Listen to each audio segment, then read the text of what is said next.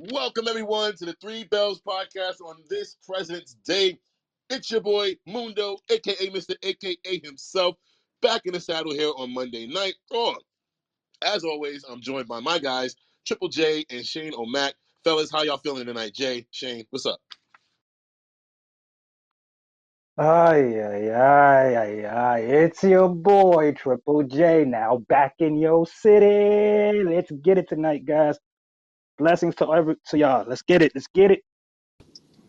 Blessings to all that's at the table. Blessings to all that is visiting. It's your boy, it's your homie, Shane O'Mac, coming to you live from the East New York, Brooklyn part of the table. What's good? Man, my emotions is in a pot of gumbo right now. We have so much to talk about today. But Dez, is it okay if I do that thing that we do? Is it okay? Give me the okay, Dez. Well, no. Okay. Thank you very much, Shane O'Mac. Thank you, Jay. What up? Lawan, my God, what's good? You said we got a lot to talk about, but Shane, do we really have a lot to talk about? I mean, reviewing my notes, it's a lot of stuff there, but then it's like not a lot of stuff. So I'm kind of confused right now. Like, it's a lot of stuff, but it's not a lot of stuff. It's, how I look at it? I look at it as it's not a lot of stuff. It's not a lot of topics, but it'll be a lot of stuff to talk about within the few topics we have. Right. Does that make sense? Yeah. It's I'm still to this point right now, I didn't know how to start this show because it's just like shit. But you know what? What better way to start the show than from the top? The top of the show. Let's just get right into it. Match one of the night, ladies and gentlemen. Sorry, I told y'all I'm in a new location tonight, so things around me aren't going to be working along with me tonight. So I apologize about that stupid shit right there. I'm about to knock that damn clock off the goddamn wall. Oops, huh? Anyway, match one for tonight: Drew McIntyre versus Cody Rhodes. I definitely thought this might have been the main event because of Cody, but I guess why not just get it over with? But I think they would have probably did better if they would have advertised the match to start off the show. But hey, it is what it is. Let me see. Shane, Jay, I actually don't have anything. I want to hear what you guys thought of the match. Shane and Jay, what were y'all thoughts on this match right here? In my notes, the very first thing that I said was too many commercials. Too many commercials. And it was a good match with Drew versus Cody. And like you said, we didn't know that this was going to open. I didn't know till earlier today when I think it was Triple H that had posted that they decided to have Drew and Cody open. It was like, wow, I thought they was going to close, but then I thought, oh, there's a title match with the Intercontinental, Championship on the line, so that would be the closer. So I said, okay, this makes sense. But baby, if I didn't know any better, I would have thought that tonight was commercial night with Raw in between because there were so many. But oh no, the matches from what I gathered, yeah, you're laughing because you're agreeing. What I gathered, like this pedigree, which is the finishing match that Triple H has patented as himself. He patented that move. And I was saying to the chat how this pedigree feels like the DDT, where so many more, people are using that move. And it's not even like a finisher, like with the DDT, you see the DDT and then they pin and they kick out of it. And now they're doing the pedigrees and people are kicking out of the pedigrees. And there was a time, you wouldn't see that. Like the pedigree was like, the tombstone. You see a pedigree, that was it. But Cody did the pedigree, and Drew kicked out of it. It was a back and forth match. It was good from what I gathered. There's a couple other things in here also. I don't know if I can say it now or after Mundo. You talk deeper into it. But all in all, I thought that this was a good match, and the ending was very interesting also. Whew, Jay. Well, my thoughts on this match is just similar to you, Shane. There was just too many commercials for me to get all into the match, and that shit really pissed me off. The fight had its hits, which I liked, which was and it was a Twist the World backbreaker by Drew, and it was that good night sit down power bomb that he did. I loved it. When Cody did the pedigree, I wrote boo because I didn't like it at all. And I also like the fact that when McAfee was talking about Drew, he was like, "Yo, Drew's really locked in right now, but he's still a scumbag." I was like, "Oh shit, this guy, yo." McAfee, salute to him. He was gold on the mic again, and also it was when MC was getting hyped when Cody hit the massive Cody cutter. I thought that was fire as well. You know, I'm not a big fan of his, but hey, it is what it is. The move was nice, and at the same time, he didn't win, which makes me 100 times as happier. You know, it made my day. You know, the evil villain is out here. You know, I'm one of those that support The Rock and the Cody Crybaby shit. Let's get it. Good win, Drew. Well, yeah. Just my notes that actually matter. I agree with you guys. I wrote down this is the second week in a row that the WWE took me out of the first match because of the fact that we never got any ground gained on a match.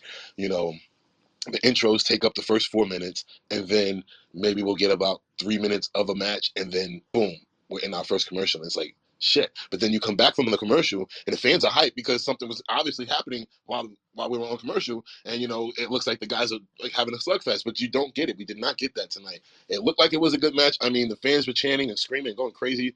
They were actually chanting, "This is awesome." I'm like, is it really?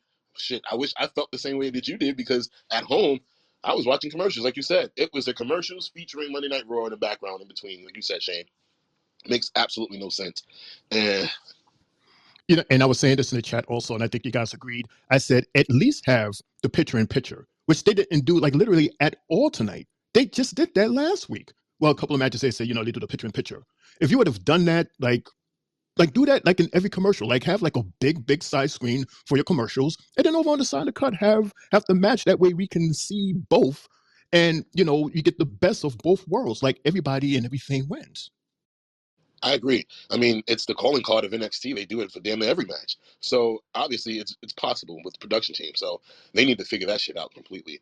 So yeah, to finish the match, it looked like Cody was gonna win, but Jimmy came out from the Titantron area and distracted the referee, and Cody was about to hit Drew with the I forgot his finishing move, the crossroads. There we go. And just like WrestleMania last year, for some you know he backs up to the ring apron, and here comes this mystery person with a hood on and gives him a Samoan spike. They need to cut it out with these. I guess the hoods so nobody can see who they are in the crowd, but it's funny. But anyway, Drew kind of looked reluctant to accept the help of the bloodline because you know it's the same shit that he was complaining about. But he was like, "Fuck it," and he hit Cody with a claymore and got the 1, 2, 3.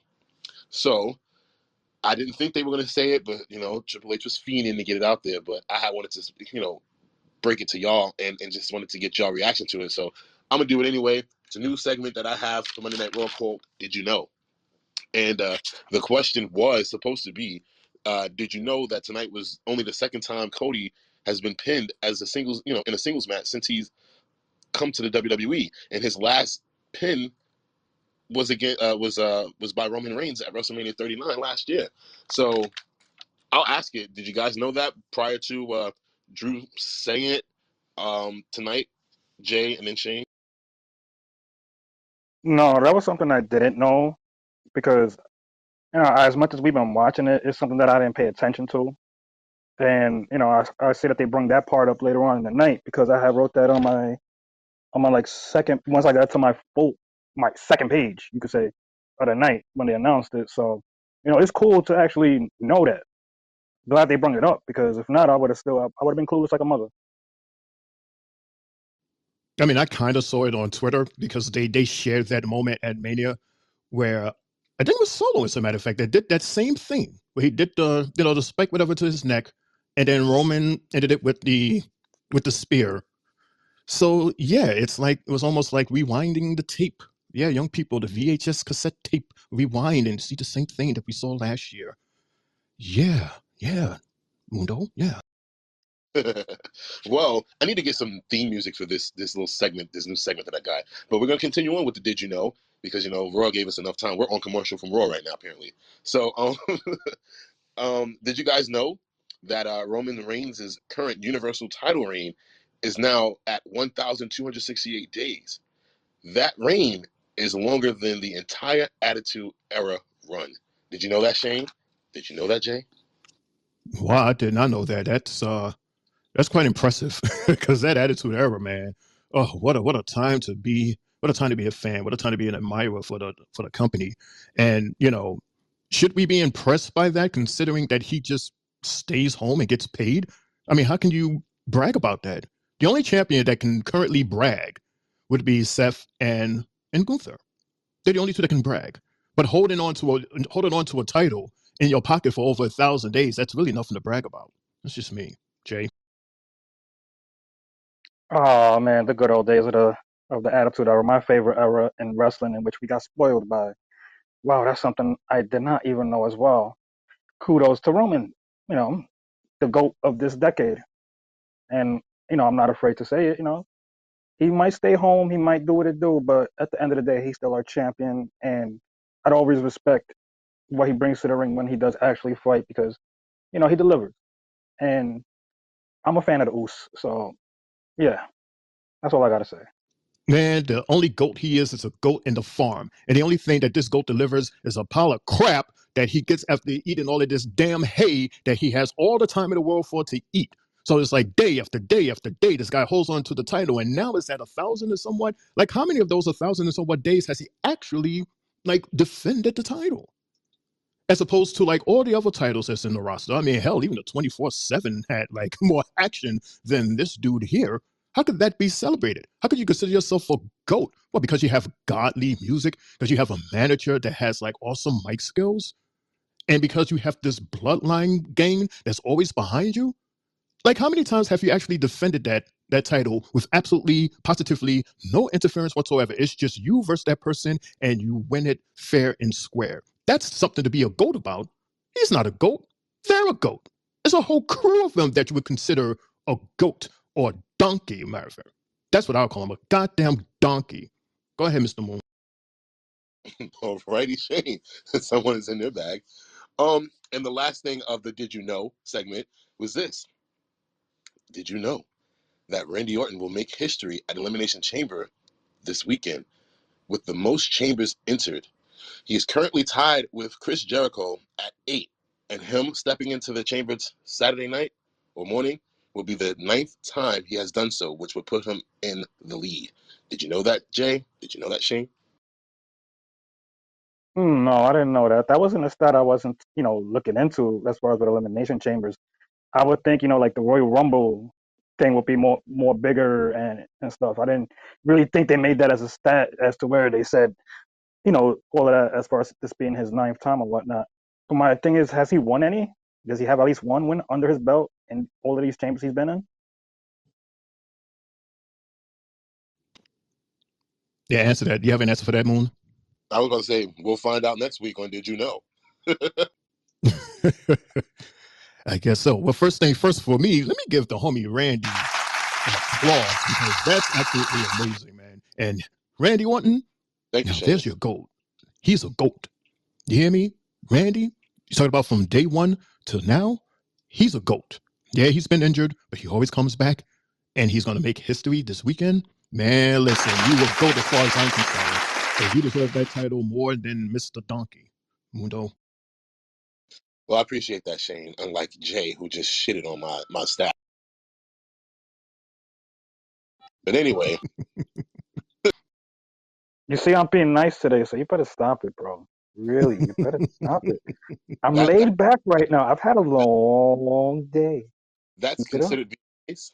That was you completely shitted on my stat and brought up Royal Rumble. Like, I didn't know that they considered that a stat. Like, are you serious? I That's not. I'm being honest. Like I didn't think that they would write this down and let us know that. Like sorry, Why wouldn't they? They do it for Hell in a Cell. as if I know that too. Yeah, okay. Anyway, moving on. We have a string of promos that we got to get through, which we will get through very fast because you know me, I'm not a promo guy. But when we came back from commercial, because we were definitely on one, they showed a promo of Jay just basically trying to call his shot versus Gunther for tonight's main event match. The fans were going crazy. All you kept hearing them saying was yeet, yeet, yeet in the background. It was cool. Part of the new thing that they're doing with this new production squad. And then right after that, we went to a vignette promo with Andrade, Shane's new favorite wrestler. And Don't you do it. Don't you do it. Because you guys got on me last week because I compared his video package to Veer. And lo and behold, when this video package came on, the exact same damn package came tonight that was last week. Who said what on the chat? Mm-hmm. yeah, Mm-hmm. Silence, huh? if only we were able to see what was said in the chat, but we can't. Oh man, We got a but brand new Silencio. Veer. We got a brand new but Veer. We're going to start seeing this package every damn week, anticipating his return and what capacity is he going to return. You know what I mean? Like what are they going to do with him? It's a cute little package, but okay, what's next? I think he's gonna make his debut next week after the pay per view, so they can actually get him into the storyline. And it looks like he might be going back to his luchador days with a mask. I don't know, kind of confusing a little bit, but they showed a lot of masks tonight in that vignette. What I did write down out of all that was I defined my destiny, and my destiny is in WWE. So clearly he wants to be here, and whatever his goal is pertaining to the WWE. I was gonna ask a question, but we'll move on. So we're backstage. Adam Pearce is he comes in. By the way, it's the only time we saw Adam Pearce tonight. Kind of shocking, but he's in the trainer's room. Cody Rhodes is in there breathing heavy because he got hit in the throat by a thumb. Um, Adam's like, I got Jimmy and Solo kicked out of here. They're gone. Do you need me to do anything else? You need me? What's going on? Are you okay? And Cody's like, I'm fine. I'm Batman. So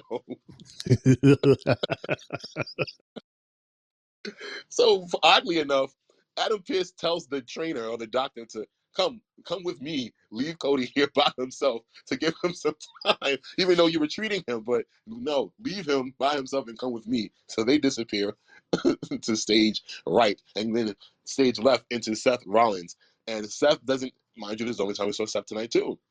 Seth just stands there and just looks at Cody, and Cody looks back at him with the, I know. And then Seth just pats him on the knee and he walks away.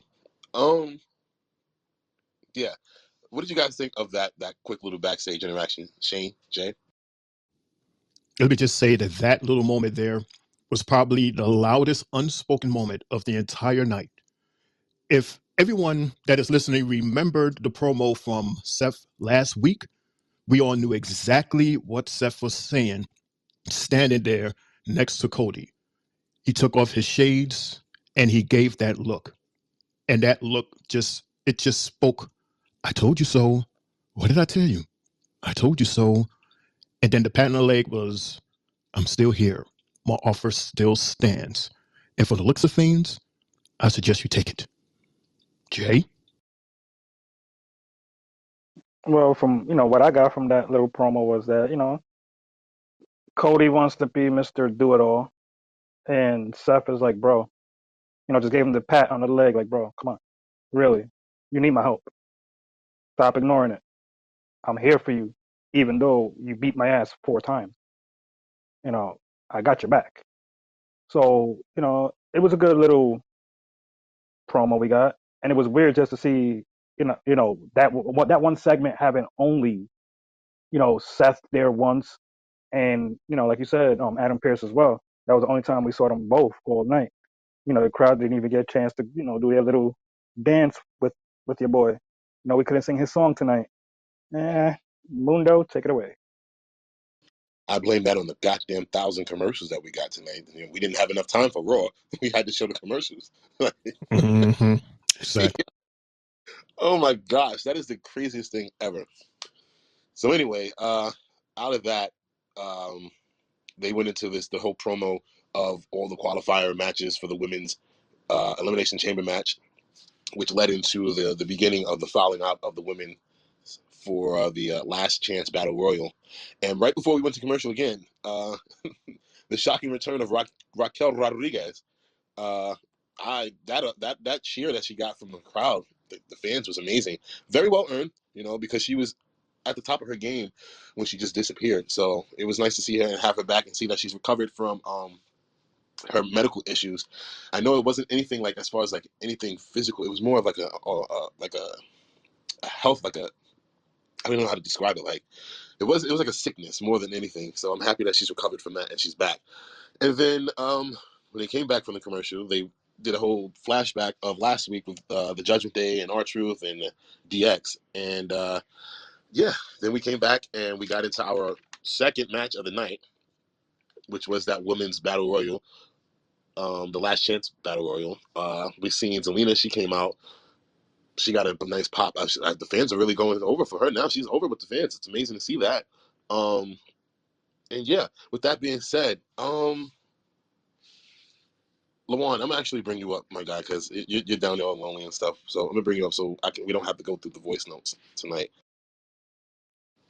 So with that being said, Jay, then Shane O'Mac, and then Lawan, what were y'all thoughts on that women's battle royal for that last spot in the Elimination Chamber match?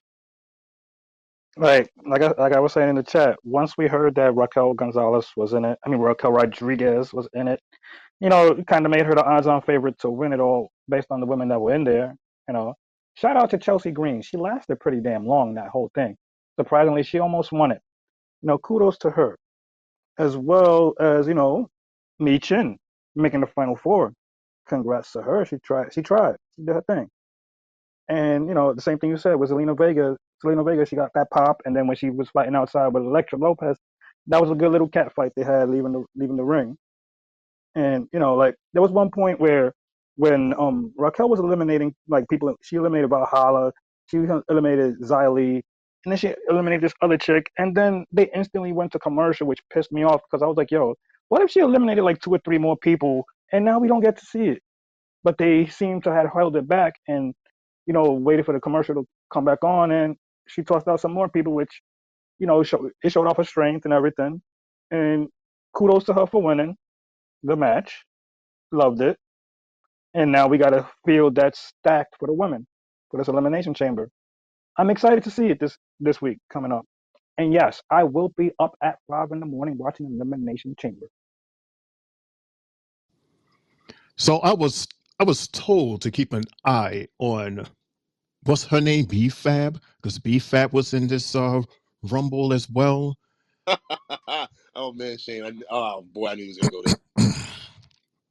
Yeah, I'm not using this to determine my thoughts on her. It's still the same. Again, I'm not doing backflips, but I'm not exiting the door yet. I'm going to give her a chance. Hopefully, they will put her in a more one-on-one ish type of situation so that we can focus on her more. But other than that, the Rumble itself, from what we was able to get and see, it was cool. It was cool right down to the final four. It was cool to see Shayna and Evil Gina, Zoe Starks, how they was together and how they was basically dominating the match between them two and Raquel. And even Chelsea was doing a couple of things. Also, she was holding it down too. So they were my favorites. Raquel was my favorite. Shayna, Evil Gina, Michin, she actually impressed me also. And then, of course, Chelsea. Not for nothing, I wouldn't have mind if Chelsea Green had won that match to go into Elimination Chamber. It would have been interesting to see how she would try to survive in that environment. Her. Because we know Raquel is strong and she's big and she's powerful. But then I guess that's why she's going to the chamber. I guess. Mundo. Luan, I tried to bring you up to the desk with us, but I ain't gonna answer. So I guess maybe next time. But yeah. So did any of you guys actually mention the fact that we thought that Raquel won the match, but then out of nowhere, Chelsea Green came from behind? I thought that it was about to be her to win the battle royal because I was like, holy shit. But Raquel, she caught it and sent her ass over the tops. I think it was the right person to win. It was beautiful to me to see that, and we have a voice note.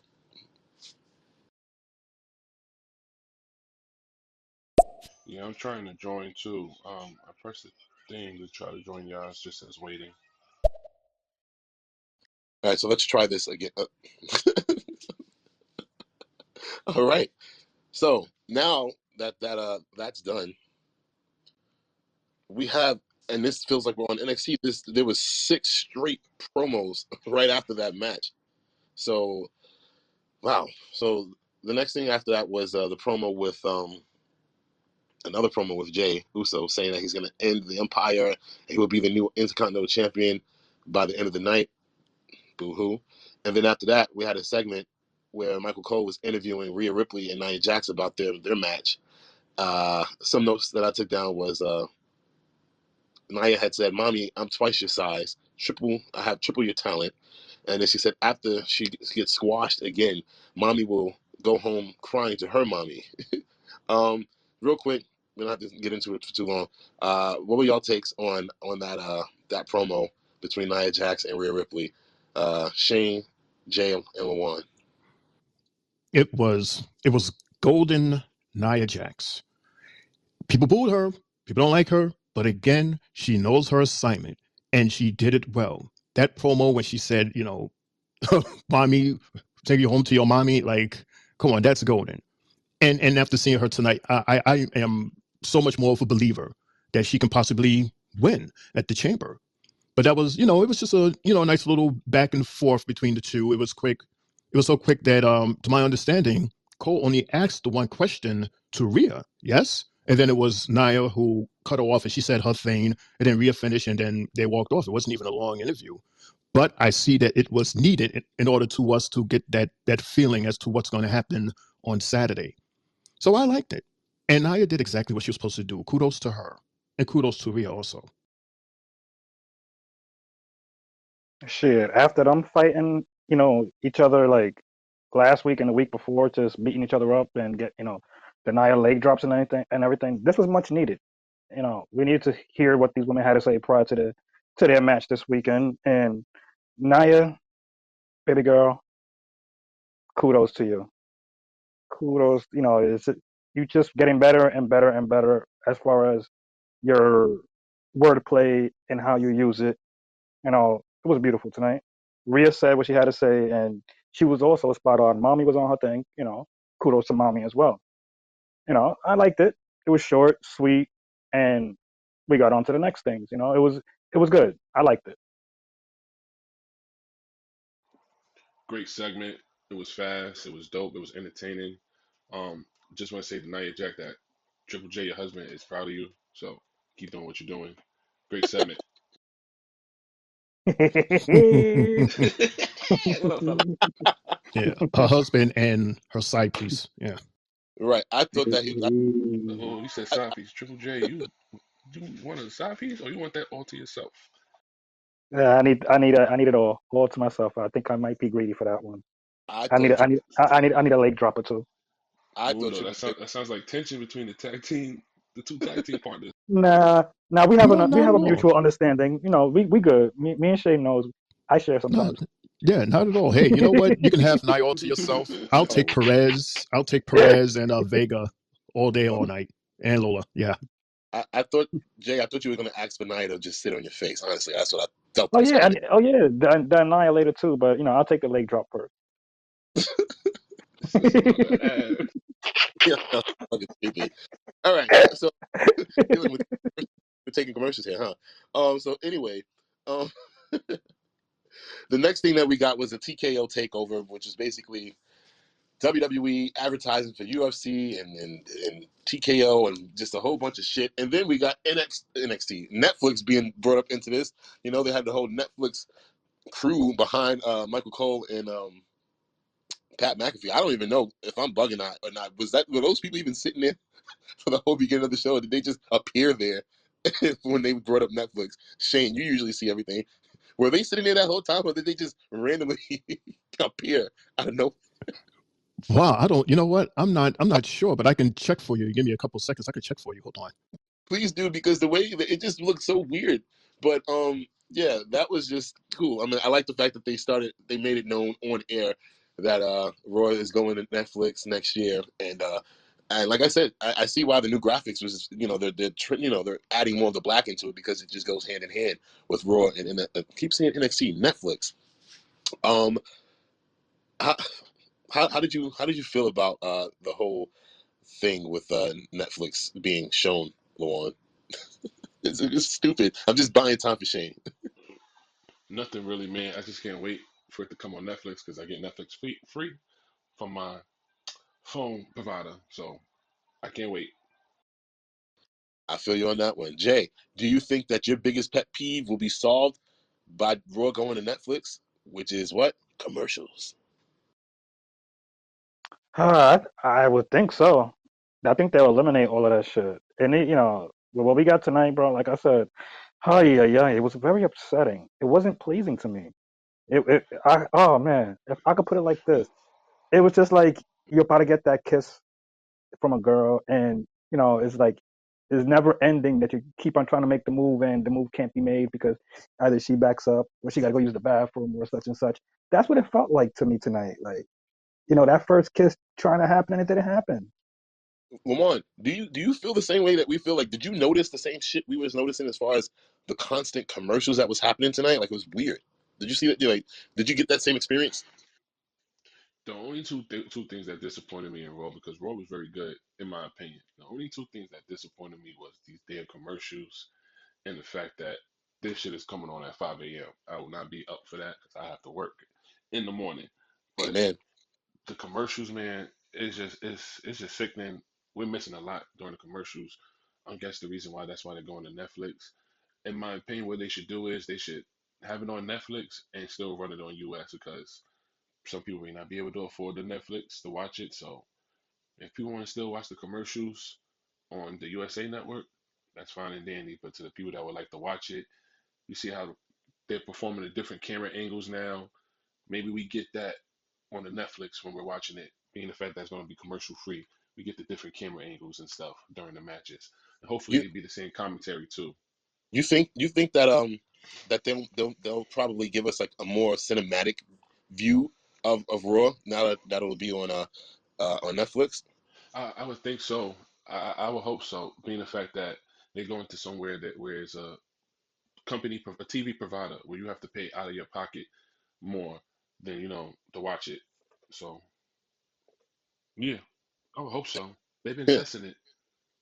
Why and not? I and Let's try. like I said during our show that we did after the press conference, I believe because of the fact that they'll be on the Netflix, they'll test the waters again with the language because you don't have to worry about being on TV. Even though they'll probably still be a little hesitant because of the sponsors, but I still think that they might, they might test those waters. Jay, what do you think? I think they will. Just because of the majority of what we watch on Netflix, as far as with us adults, is up there as far as stuff that kids might not be able to watch. So what I would see in all of that is maybe like that 10 o'clock hour where most kids are getting put to bed because they got school the next night. Maybe they start it up during that time from 10 to 11, where they pick up the wordplay, language, and stuff like that. I wouldn't mind it that way. And now, am I bugging, or do I remember something like that happening before with WWE, where they used to show like a warning? I think was it back then for the War Zone when they would show the warning about Yeah, explicit language, all that. Right, they did, sure right? do, and they still do it now. Oh, they do. Yeah, Ah, I think every hour it comes on at 8 o'clock, and I think at 9 o'clock you'll see it on the right hand side. never noticed. Never noticed that at all. But okay, maybe I'm not bugging. But all right, so Shane's Check it out next week on Monday. Pay attention to it. You'll see it. I'm not sure if it's 9 or 10 o'clock, but you'll see it. okay. Shane, you back, or you still shuffling papers? Uh, I'm back. It looks like that they were there like towards the beginning, but like towards the end of the show, they left. I mean, they're executives. They don't have to be there for the whole, for the whole show. They got a Netflix thing to do. Triple J, he's lying. He was looking at Nia Jack picture. See how he's trying to start some trouble here with the tag teams Shane, Shane, of it's Shane and okay. Jay. Show it to me. But Show it to me when you can. Show it to me when you can, Shane. Don't worry about it. however, Can we get can we get three yeah, belts for that? okay, Can we get three belts? absolutely not, Oh my absolutely god. not. He's trying to start some beef for the tag team. Absolutely not. No way. But Team I King. do have this, Des, and to all of you. Oh, sorry, Mundo. Apparently, CM Punk made an appearance when the cameras went off. And there is a 30-second clip. So, Mundo, let me know if you want me to play it. I can play it for you. Wow, really? That's interesting. Hell yeah, I would love to know what CM Punk said. Look, we're literally in the middle of 6 straight promos, so there's nothing really to talk about. So I'll definitely would love to hear that. Go ahead, Shane. All right, here you go. This is CM Punk. He's in the middle of the ring, and Jey Uso is sitting in a corner after, he got his ass handed by his brother. Sitting backstage, watching the show, knowing that Anaheim showed up 11,000 strong, and y'all have been hot all night long. 3 hours, countless superstars, awesome matches. I had to come out here and feel this myself. And to let you all know, this is a bump in the road, and I promise you the next time we are in Anaheim, I will be here, and I will have my boots on. There you go, Mundo. Nice. Let's go, Punk. And he's not lying. Tonight, I said it to y'all in the chat. I'll say it here. The crowd that was at that event tonight, I said I wish that was a traveling crowd, because the energy that I felt coming from the TV by the crowd all night long was amazing. And every match. They even gave respect to the women in that battle royal, because usually sometimes, fans they use that to use the bathroom. But I really, Shane, can we get 3 bells for that crowd for tonight, please? Because it's very warranted. It's needed. Thank y'all, Anaheim. And I believe if I want to, I don't want to say it wrong because I was watching, but I kind of was not watching. But they said that they signed some type of deal with that arena. Anybody caught that? And can anybody expand on that real quick? Yeah, speaking French as far as I'm concerned. Okay, so you didn't catch it either. It was during this whole Netflix situation, or maybe I'm What was jumping ahead. what was the question on it? Matter of fact, I think I'm jumping ahead. So scratch that. Scratch it. I'll ask it later on. So moving back into the promos. The 5th promo was a promo with R-Truth. Lord have mercy, this was hilarious. I just want y'all thoughts on it. Lawan, you can go first. Jay, and then we'll end it out with Shane. What was y'all thoughts on that R-Truth promo outside? R-Truth is amazing. He's hilarious. I can't wait to talk about the match, man. He's amazing. Oh, somebody goes, sorry. Man, this dude, he is just gold. Quote, I haven't cried this much since the finale of This Is Us. And you got to imagine, because people really did cry at that finale. He was right there with them. And then he go, this must be how Genuine felt when he wrote Pony.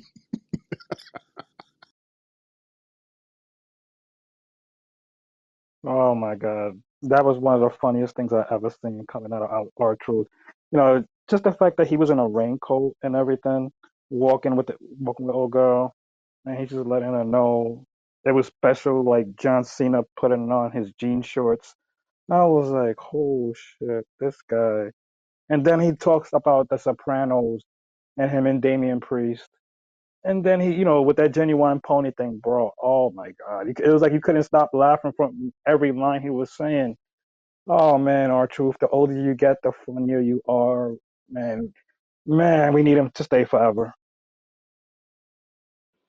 Quick side note, R-Truth has been signed with the WWE since 2000. I don't know if anyone caught that. That means he's been with the company for 24 years. Yeah, he's been here for a long time. K Quick, I believe I'm not the only one. You said what? I said, we getting rowdy. Oh yeah, come on now, y'all. Jay, Shane, come on, don't act like y'all don't know that. Y'all forgot that? No, I saw the same little tag on the left-hand corner of the screen where he said that he began in 2000. I said, oh, wow, that is 24 years this year. Yeah, happy birthday. Yeah, Happy 25th anniversary to, R-Truth. He's like in his best season right now. but Truly. I'm saying you remember K Quick, right? And getting rowdy. Barely. It was 20 some odd years ago. They used to close out Sunday Night Heat all the time. Yeah, and he looked the same. Oh man, but God bless R-Truth, ladies and gentlemen. Moving forward.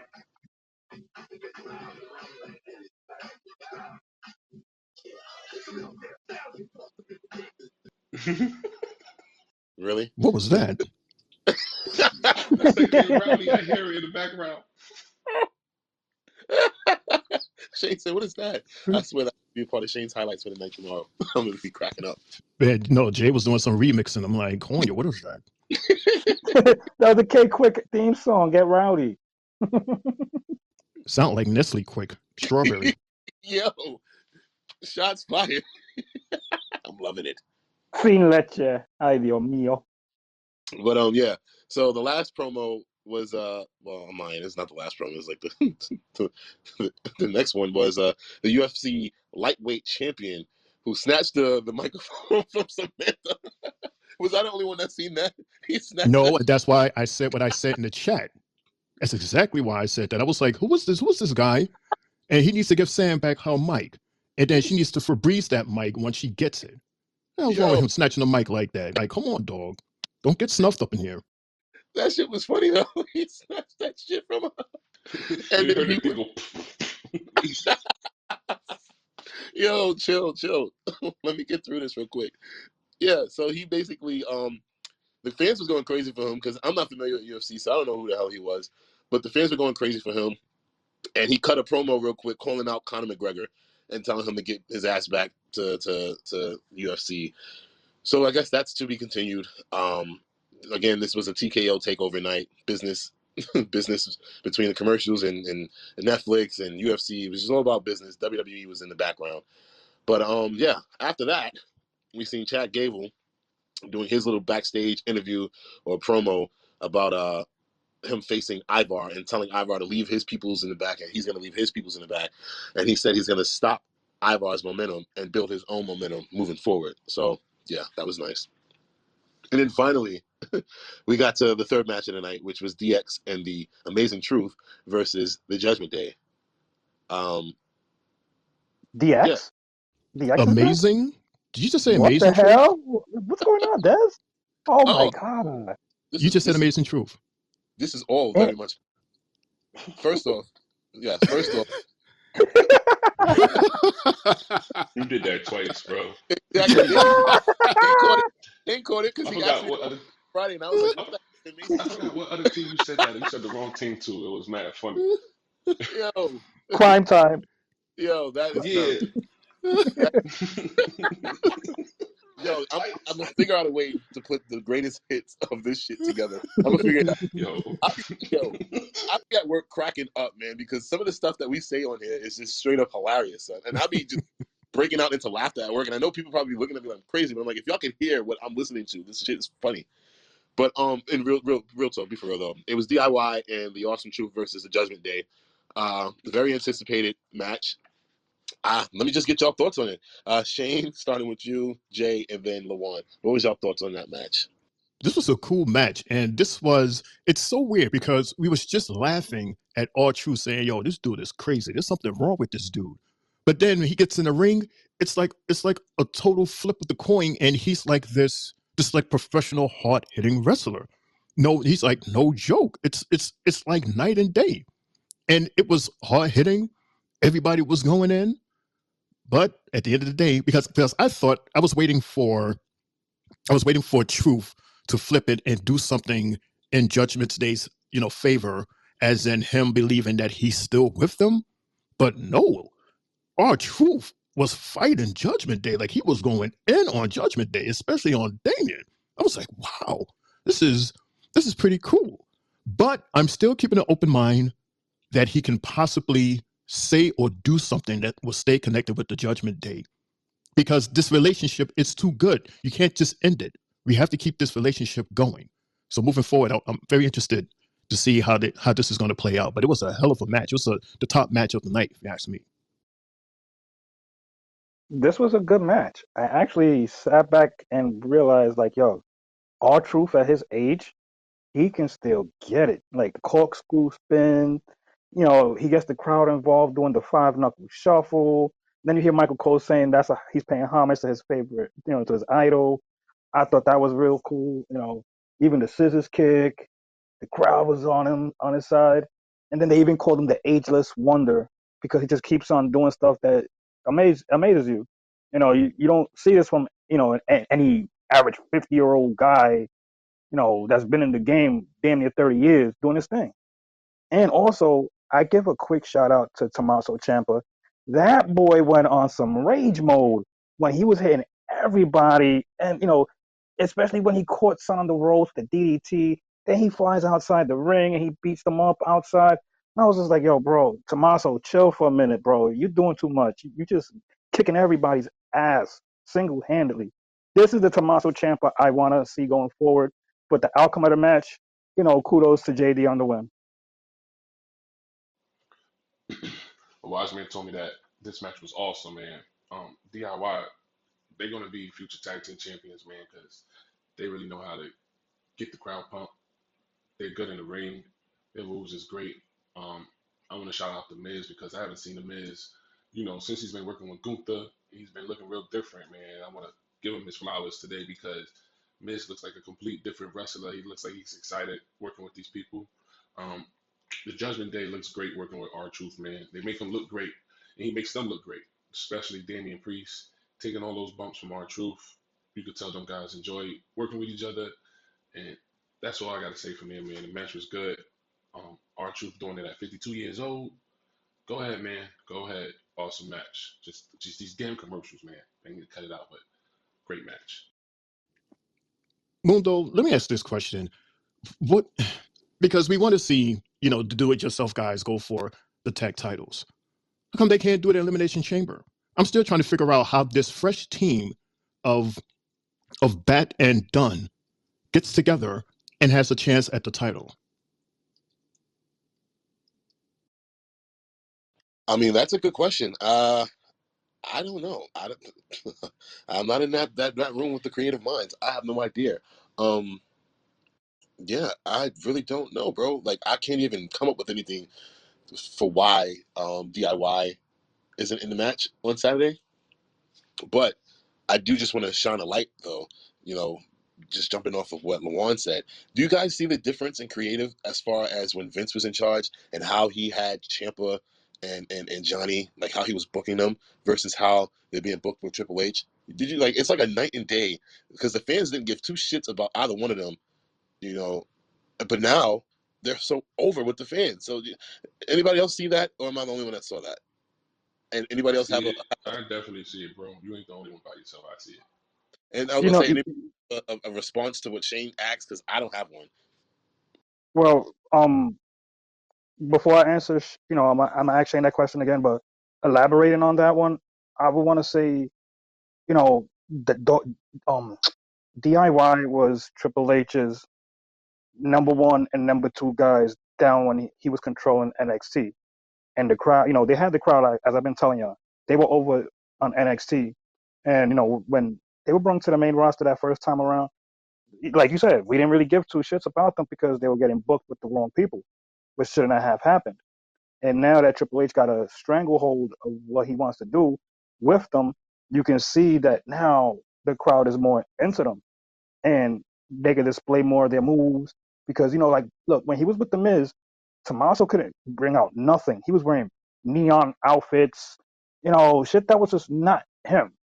And now that we got him and Champa and Gargano being Johnny Wrestling, as they will call him in NXT, I'm happy at that one. I'm happy to see the progress that we're getting now with them. Better late than never. And Shane, what was the question again? I'll answer for you. I was asking why DIY. How come they're not in the tag team title match for Elimination Chamber? Because this Bat and Dunay dudes, they just got together not too long ago as a tag team. And now they already have a shot at the title. So I was just Well, I like think asking if anybody knew why or how that came to be. Well, I think they've been tag team partners since the NXT days. But I think the reason why they're going is just to showcase the new tag team talent that's available. Everybody that lost is basically brand new tag team talent from DIY. Imperium is a new tag team. They haven't faced against them yet, but they're fresh. You got the new guys that you just mentioned, they're fresh. So everybody that's being mentioned, we're just getting a glimpse of all the new tag team titles. So I guess when these guys lose the title and at Mania and Miz and Awesome Truth because they are tag team also, then we're going to see again it's fresh new tag team talent. I'm hoping Imperium wins that tag team championship soon. This way we can really see the real good fights. The way I'm looking at it is probably the reason why they didn't have DIY in this conversation is because of the fact that let me correct you 1 minute, Shane. It's bait and done, not bat. But just to talk about it, I would think just because of them two, they're more of overseas guys. They were probably indie guys out there in England, Australia, within the Great Britain area, all of that, France, whatever the case may be. And they've probably got more exposure to countries like them over there.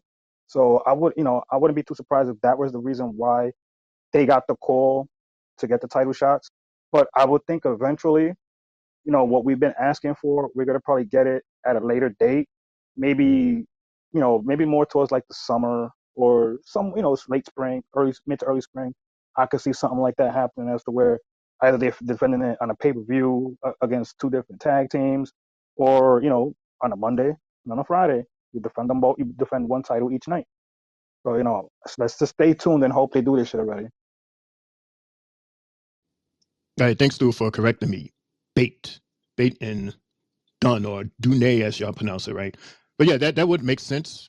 And I kind of sort of figured that would be the reason. I mean, that would be the only reason to have them, is to, attract more people to the PLE, because they would be more relatable to those two guys than, I guess, DIY. But yeah, I get it. Thanks for explaining that, Jay. Anytime, my tag team partner, I'm always there for you. Here you go. You can have Naya full time now. Thank you very much. In other words, that means he had him first. You never had him. See, look what don't be trying to start this, my guy. I see you with the Wu-Tang shirt. Come on, don't start this. It's Wu forever.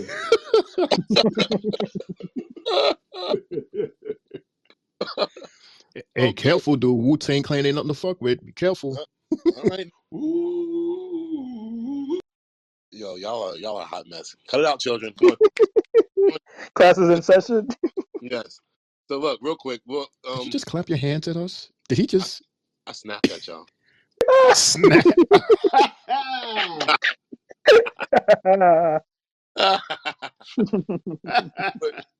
But real quick, shit. All right, real quick. Back to Raw. Raw went on a recap of SmackDown with The Rock's promo, and actually, I'm happy that they did that, because Shane, I wanted you to talk about that. Let me get to my notes real quick, because I wrote this down. Shane O'Mac, I would like for you to basically correct us from Friday on our takes on that promo by The Rock. So Shane, let me see what I wrote. Let me say Thank you for doing that, because I fell asleep last night because I had to go to work. So thank you. If you're going back to do that again, thank you. No problem. Shane, can you address The Rock promo from SmackDown and clarify, after seeing it over, what you saw and how The Rock effortlessly basically cut that promo, but threw out Easter eggs? Can you do that for us, please? So after the airing, I went on good old Twitter. I'm telling you, Twitter is the best place to get any info. And it was the Twitter universe themselves. They also saw these things as well, and that's why I had brought it up. One of the things that they mentioned was when Rock said, I don't know, like verbatim what he said, but he was pointing and was basically saying that he was going to do everything in his power to make sure that you're not going to win. And you would think that he was addressing that to Cody. However, his finger was kind of pointing towards Roman. He was facing Roman and kind of pointing towards Roman when he said that, he's going to make sure that he was not going to walk out of there as the winner. Another thing that he said, when he spoke about the bloodline, he mentioned it as a duel being two people on the bloodline. And when he pointed, again, his hand was pointed in the direction of Roman, but his finger curved a bit, and it almost looked as if he was pointing at Jimmy. And the last thing, and this is the biggest thing, and I'm surprised, Milan, that you haven't heard about this, because it's the most talked about out of the whole segment. At the very end, when The Rock said, if you smell what the bloodline is cooking, they all stood and they did a one's up, the usual one up, hand gesture. However, The Rock, he had his thumbstick out almost as if he did like an L shape, or almost a gun pointed in the air. So it was like he wasn't exactly doing the same thing that they were doing. He was saying something outside of what they were saying.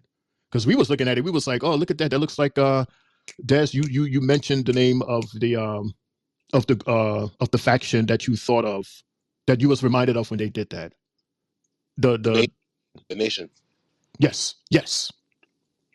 So yeah, it was a whole lot of. It seemed to me that The Rock was talking to Roman, even though you would think with his words he was talking to Cody. Now, Shane, what Mhm. I realized tonight when they showed that playback was when he said that you guys have been acting like nothing but entitled crybaby bitches. The crowd thought he was talking to them, but from what we saw, he was facing the bloodline and pointing at them when he said that. You've been acting like nothing but entitled crybaby bitches. And I was like, holy shit. He's literally talking shit to their face, and they're not even realizing it.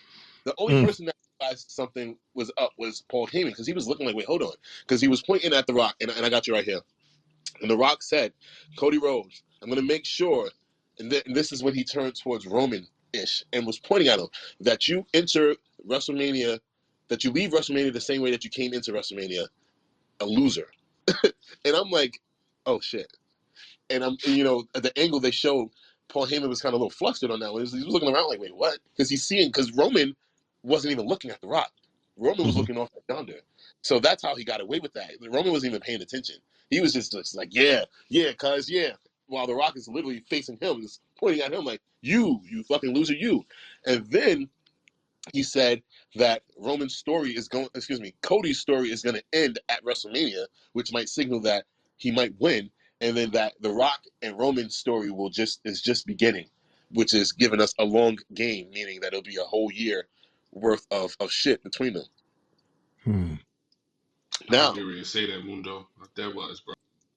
now, Lawan, I don't know if you remember what I said on Friday, but with knowing what we know now about this promo, do you guys think that what I came up with on Friday, do you think that's what's happening? When I said that I feel like this is when we didn't even know what the fuck was really going on. Before we actually, before Shane went back and watched, this was just in the moment. And I was like, I feel like this is a part of a plan that Cody and The Rock put together, and the fact that Cody said that he wants to take everything from Roman. And I said that's not just the title, that's also the tribal chief title as well. So do you think that this is some type of a concoction, some plan put together by Cody and The Rock, and The Rock was just placed there to infiltrate the bloodline, to destroy it from the inside out? I'm gonna go with Jay first, because Jay, I listened to your response on Friday. I want to see if you're going to give the same response tonight. And then I will go with Lawan, and then end it out with Shane. Jay? Oh God, why me? Why?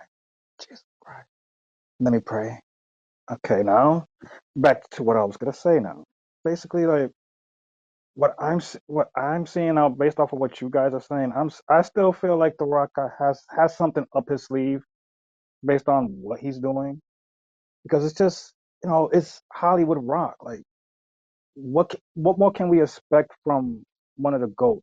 Jay, What real quick, what? don't butt me. Real quick, I want to put something more in perspective for you that I've noticed over the weekend. You got to look at it like this: The Rock is only Hollywood Rock because the people are booing him. He came back as the People's Champion. He only went to this way because of the fact that the fans have been booing him. So you got to keep that in mind as well. Right, right, and he still got his people that still would chant his name and say his words with him. It's always going to be like that for us Attitude Era fans. What I look back with, and well, the way The Rock is carrying himself now, is the fact that how long did he last as Hollywood Rock before, when he first appeared that way back then?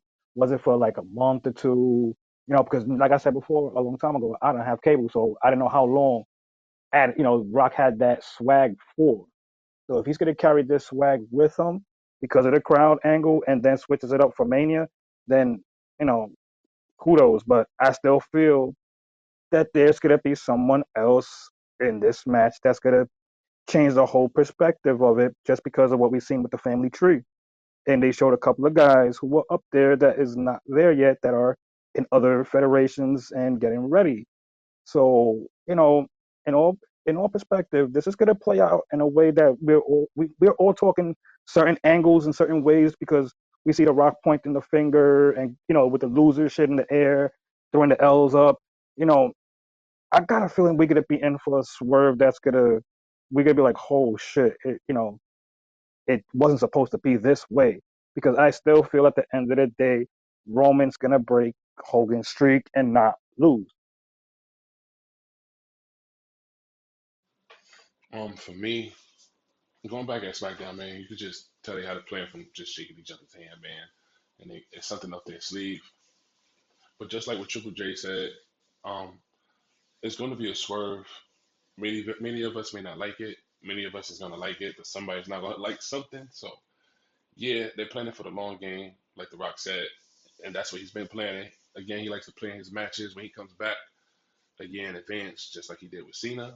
So this bloodline thing is going to be interesting. I can't wait to see what happens after he said Cody's story ends and our story begins. So there's a lot that could go on. A lot of things could happen. Uh, like I said, I'm interested. Can't wait to see what the outcome is. WrestleMania need to hurry up. Yeah, I agree with what everybody is saying. It's and that's what's so cool about this story because it's like we all can have our theory as to what's going to happen next, and then what happens next is something that none of us has thought of. You know what I'm saying? So I mean, we didn't even think that we was going to be at this moment. We didn't think that The Rock was going to be here. We didn't think that The Rock was going to take over for Cody because we thought Cody was going to take it all. Once he won the Rumble. So there's so many things that can happen. With that whole promo, he did it in a way that he can totally say, I was talking against the bloodline, or I was talking with the bloodline, and I was talking to Cody personally. You could totally say that. But yeah, again, I have my popcorn also waiting for the next episode. See what's going to happen. What's up, Moon? Des, before you continue, I want to say one thing. I was watching Hobbs and Shaw the other day because I watch rock movies, and there's one family member on there that you might not know of, but it was on the family tree, and his name is Tama Tonga, aka that's through Haku's family. You know, let's keep an eye on him as well. And the fact that I mentioned Zilla signed with Booker T, and Jacob's name was at the bottom also of that bloodline tree list as well. I keep my eye on all three of those guys. And those two guys, remember that episode that we saw of SmackDown where there was two guys in the background? Wouldn't be too surprised if one of those guys are part of their family as well.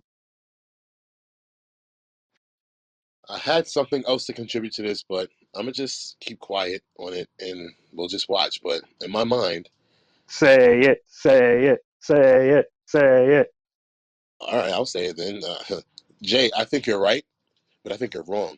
I say that you're right because it'll be family to intervene in the match, but it'll be family intervening in the match in the opposite direction because of the fact that they don't approve of the quote unquote tribal chief currently. So it'll be the beginning of the real tribal combat with the family backing The Rock. So that's my thoughts on that. But I don't want to go on too much longer on it. Again, like I said weeks ago, we can have a whole show just based off of that main event. But yeah.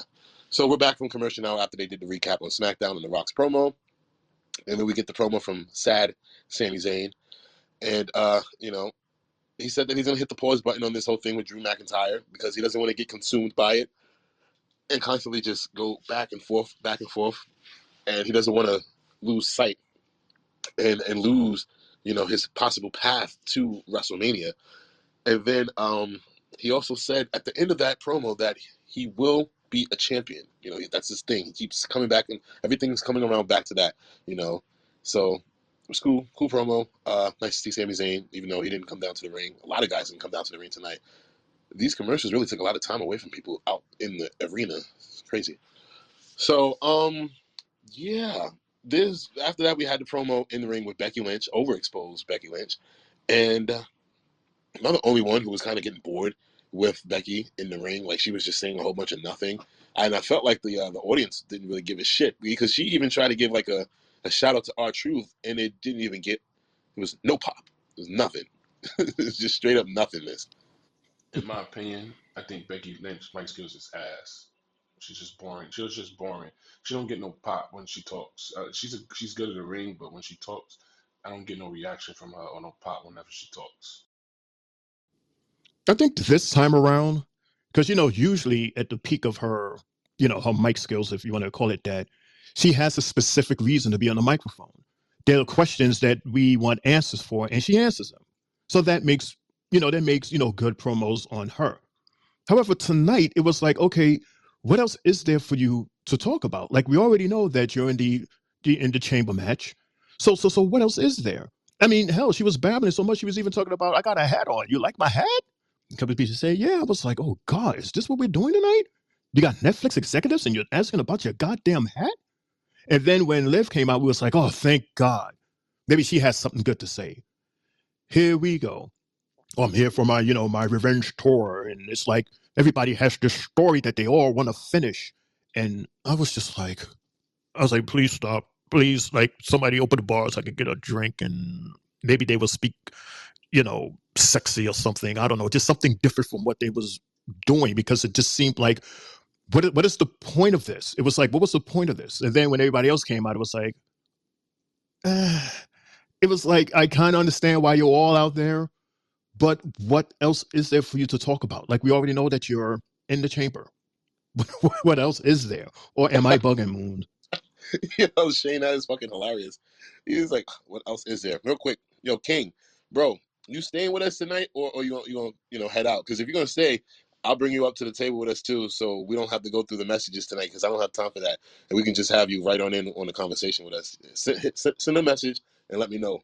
But bruh, yeah, it was a snooze fest at the beginning with Becky for sure, and Liv. I think Liv made a good point, that you overlooked, Shane. She was the last person to beat Rhea Ripley. So Rhea Ripley is another one of those people that's, that has completely gone under the radar as far as being pinned in a singles competition. So that was something interesting. King, what's going on, my What's guy? good, gentlemen? What's Good good to with have you? you, bro. Yeah, man. I see y'all talk about that whole ladies chamber like segment. That shit was way too long winded. Like for real, they was just sitting up there talking about a whole bunch of nothing. Nothing. I mean, at this point, if anything, they should just have maybe had like a match or something between some of the participants or something like that, and just have like a couple other participants on commentary, hyping the match up and shit. This whole situation where they're just sitting here, blah blah blah. I'm gonna do this, blah blah blah. I'm gonna do this. Second time. That was probably the only interesting part of that whole segment. For real, she made that. She made the Uh, segment. I'll say this. Her and Bianca made that segment because even Bianca Exactly. had they were the best part of that whole segment. And I was screaming when Tiff hit Liv in the face while she was talking because that shit seemed so unplanned. It was just like, yo, what the fuck? And then it just started that whole brawl. But You gotta yeah, love Tiffy, man. I agree. Jay, what about you? Oh, Shane, what's up, Shane? Hold on, Jay, what's up, Shane? No, I was going to say, if anything, the winner of that segment was definitely Bianca's outfit. Row, row. Oh Yo, my god, the crowd was bro. definitely on one when she came out. I heard a lot of like, they was like, okay, but definitely. But Jay, what was your thoughts on this promo right here? Well, what I had wrote down was I was really upset that Becky came out talking as if she was The Rock for a moment. And she said, "The man has come back to Anaheim." I said, "Bro, like really? You gonna fuck my night up already with this bullshit? Come on." And this, yo, no. But And Jay, then, he's been come doing that. on. She's been doing that ever since that SmackDown when they worked together, when they the first SmackDown on Fox. Ever since then, she's been Yeah, rock stuff here and there. Even with the what is it, the manhandle slam or some shit, the rock bottom. It basically yeah. is a rock bottom. That's all it is. Like Oh my god. this was one of the lowest of lows in her promo cuts because she doesn't need to be wearing the hat backwards. Like, I get it. Like this chick in NXT was doing it. Cora Jade was doing it. AJ Lee was doing it back then. You don't need the hat backwards. We don't think. We don't You don't. like to That's see not that. her. That's not her. No, it's not. It's not. You're right. It's It's not not her. you. Come on. This is not the mid '90s, and you're wearing your Ken Griffey Jr. hat backwards. No, it's not it. No. Can I And say then something at real quick? that, go ahead. Mostly the thing about Becky Lynch is she's getting kind of dry. She's dry. Right. Right. Like Right. in my opinion, she's done did almost everything she can do. She don't have nothing to prove, in my opinion. Des Like Des has at been this point, go ahead. Des has been saying this since she was NXT champion. She was already dry when she was there. So it was like, she of all people that needed a break, she's the one that really needs one and still does. You Right. know, I I call her believe I kind of believe that's what her. Go ahead. Go ahead. I'm sorry, bro. I call her overexposed Becky Lynch. Like it's just too much at this point, and That part. better not win on Saturday because it's just we don't need it. I love and the story.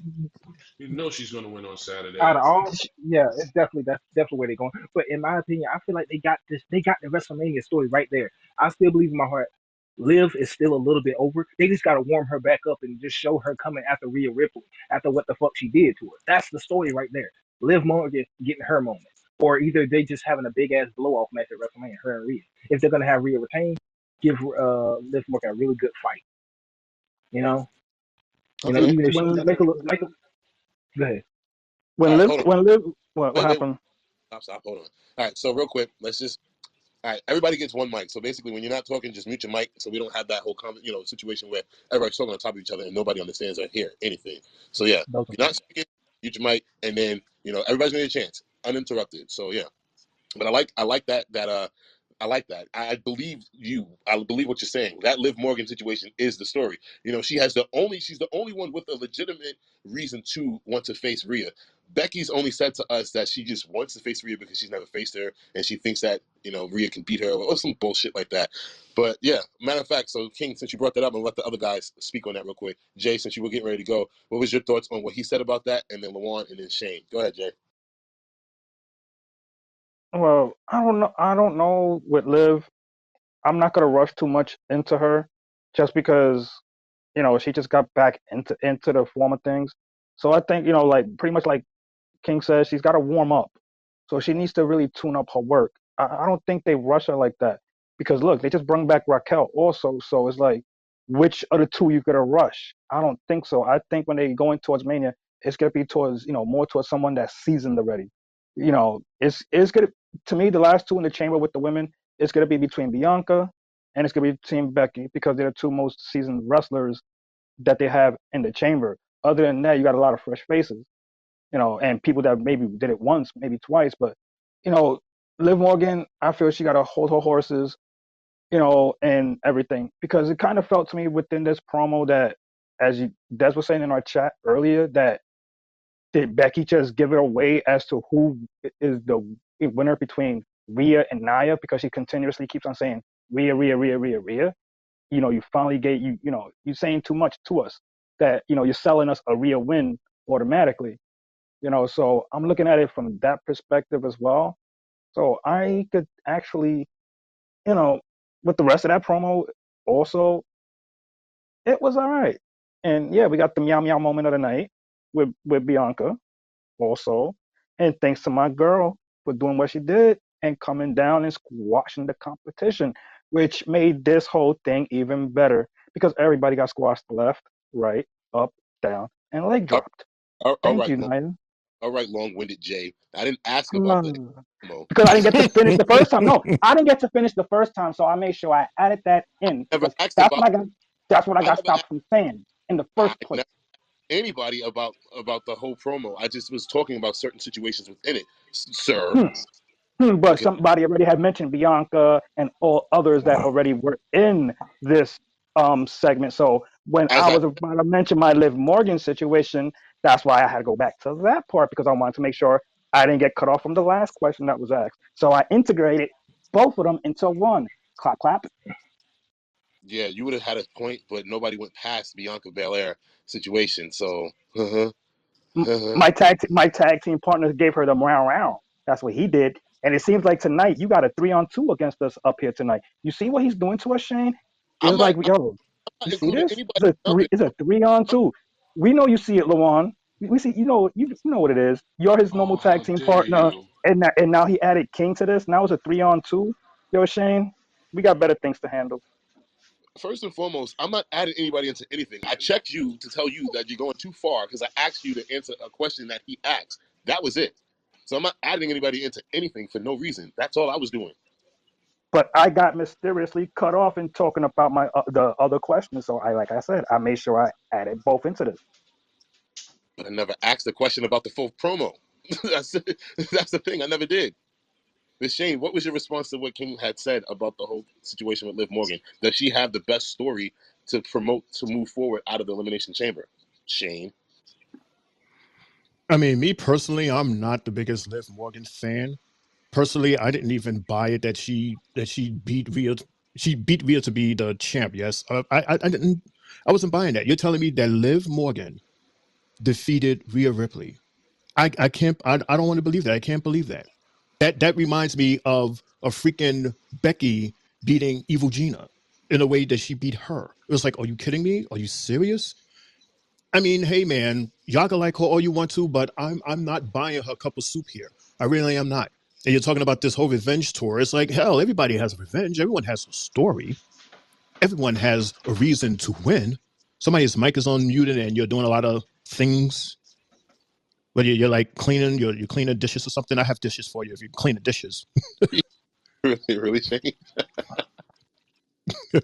But yeah, this, I mean, if she has a story that's like deep like that, I guess I'll invest in it if there's like a good ending to it, which I'm guessing is what, her winning the title. I don't know. I don't know. Lamont, you got anything to add to that?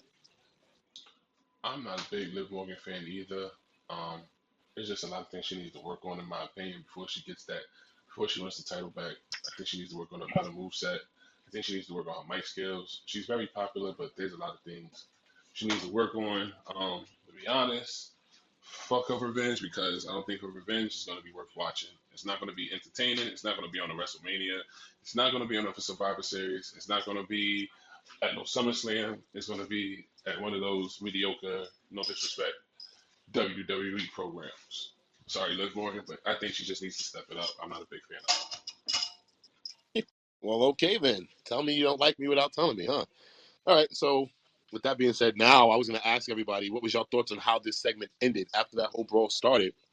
What were your thoughts on the Nia Jax coming in and just cleaning house? Since your mic's already unmuted, King, I'll start with you. Then we'll go with Shane, Lawan, and I guess Jay already answered the question. So go ahead.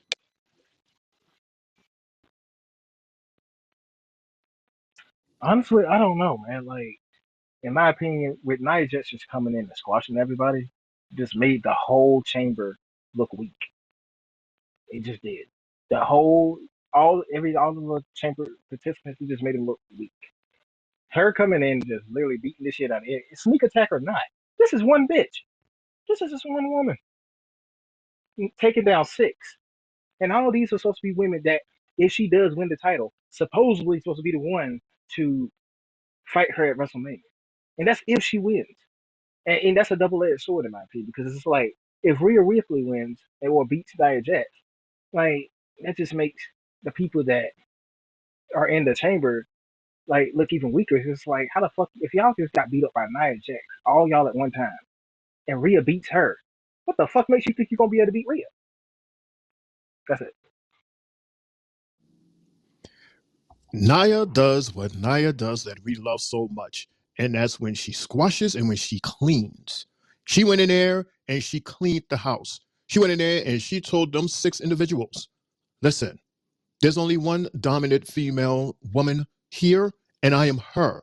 Let me show you just a little something that I can do to prove to y'all just who I am and who you are not. I am going to be the next women's champion. Rhea is the winner because I wasn't here. Now I'm here, I'm going to take this title away. So let me come in this little kitchen and sweep all you little roaches away before I turn the lights off and go to bed. That's what we saw tonight. Now, these six women, they are going to compete this weekend to possibly fight her at Mania. And even if they were at the ringside, she would do the same thing. She would sweep them all away and prove why she is the Nia Jax.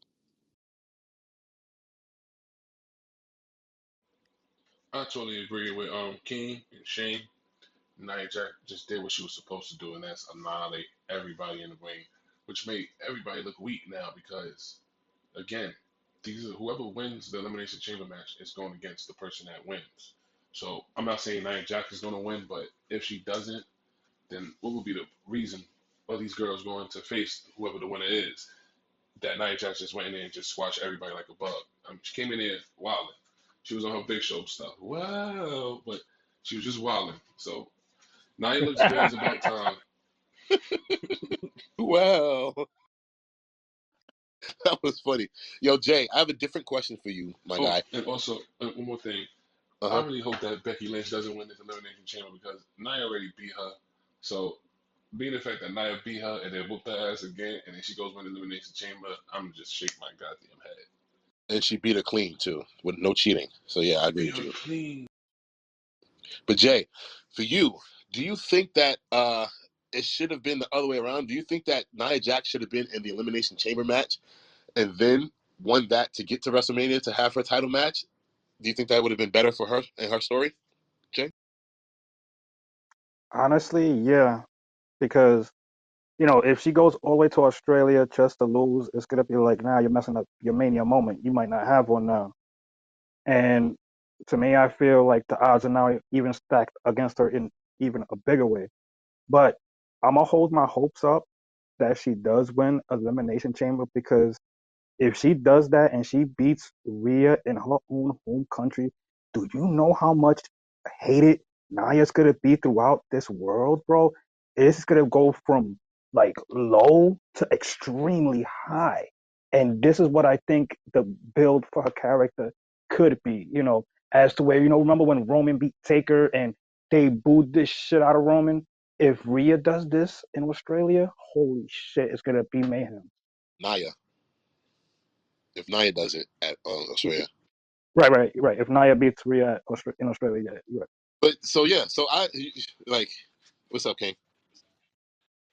right. No, what's up? What's up? I didn't mean to press that. Oh, okay. But yeah, like for me, it's like, yeah, what's the point of everything that you did with Nia, for her coming back and being dominant and all this other stuff, for her to just lose the month before WrestleMania or the pay per view before WrestleMania?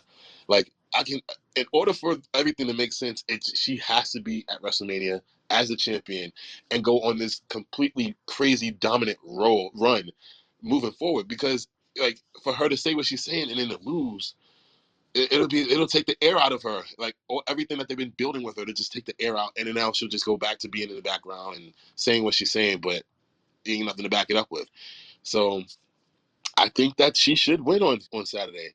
um Rhea has had a hell of a run, but I think that should be it. I think it should be a night of failures for the Judgment Day, honestly, because then it'll make this story interesting again to see how the dynamics flow after everyone has lost everything except for Damien, who's still Mr. Money in the Bank, Senior Money in the Bank. So that'll be something interesting to watch out for.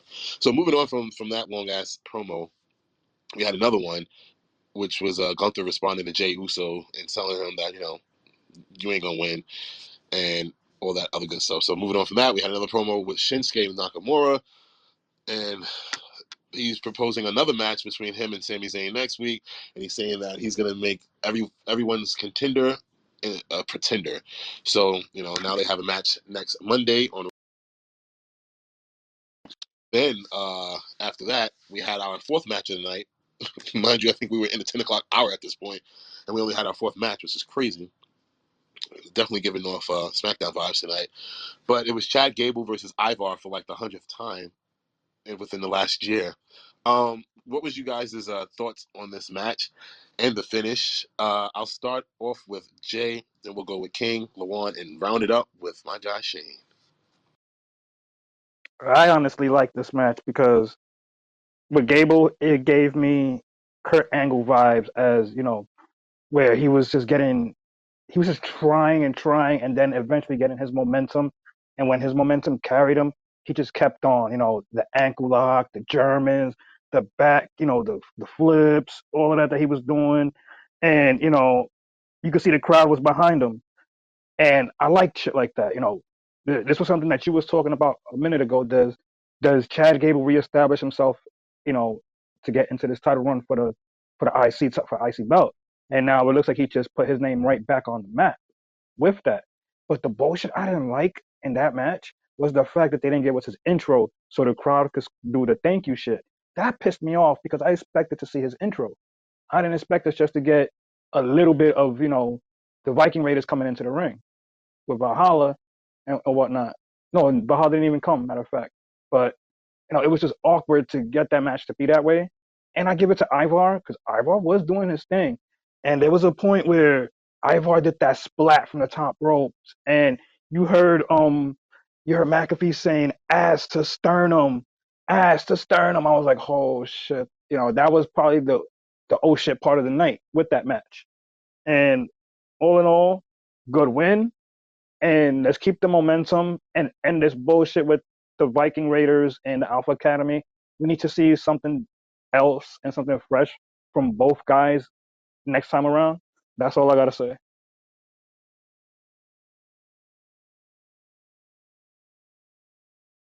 Lawan.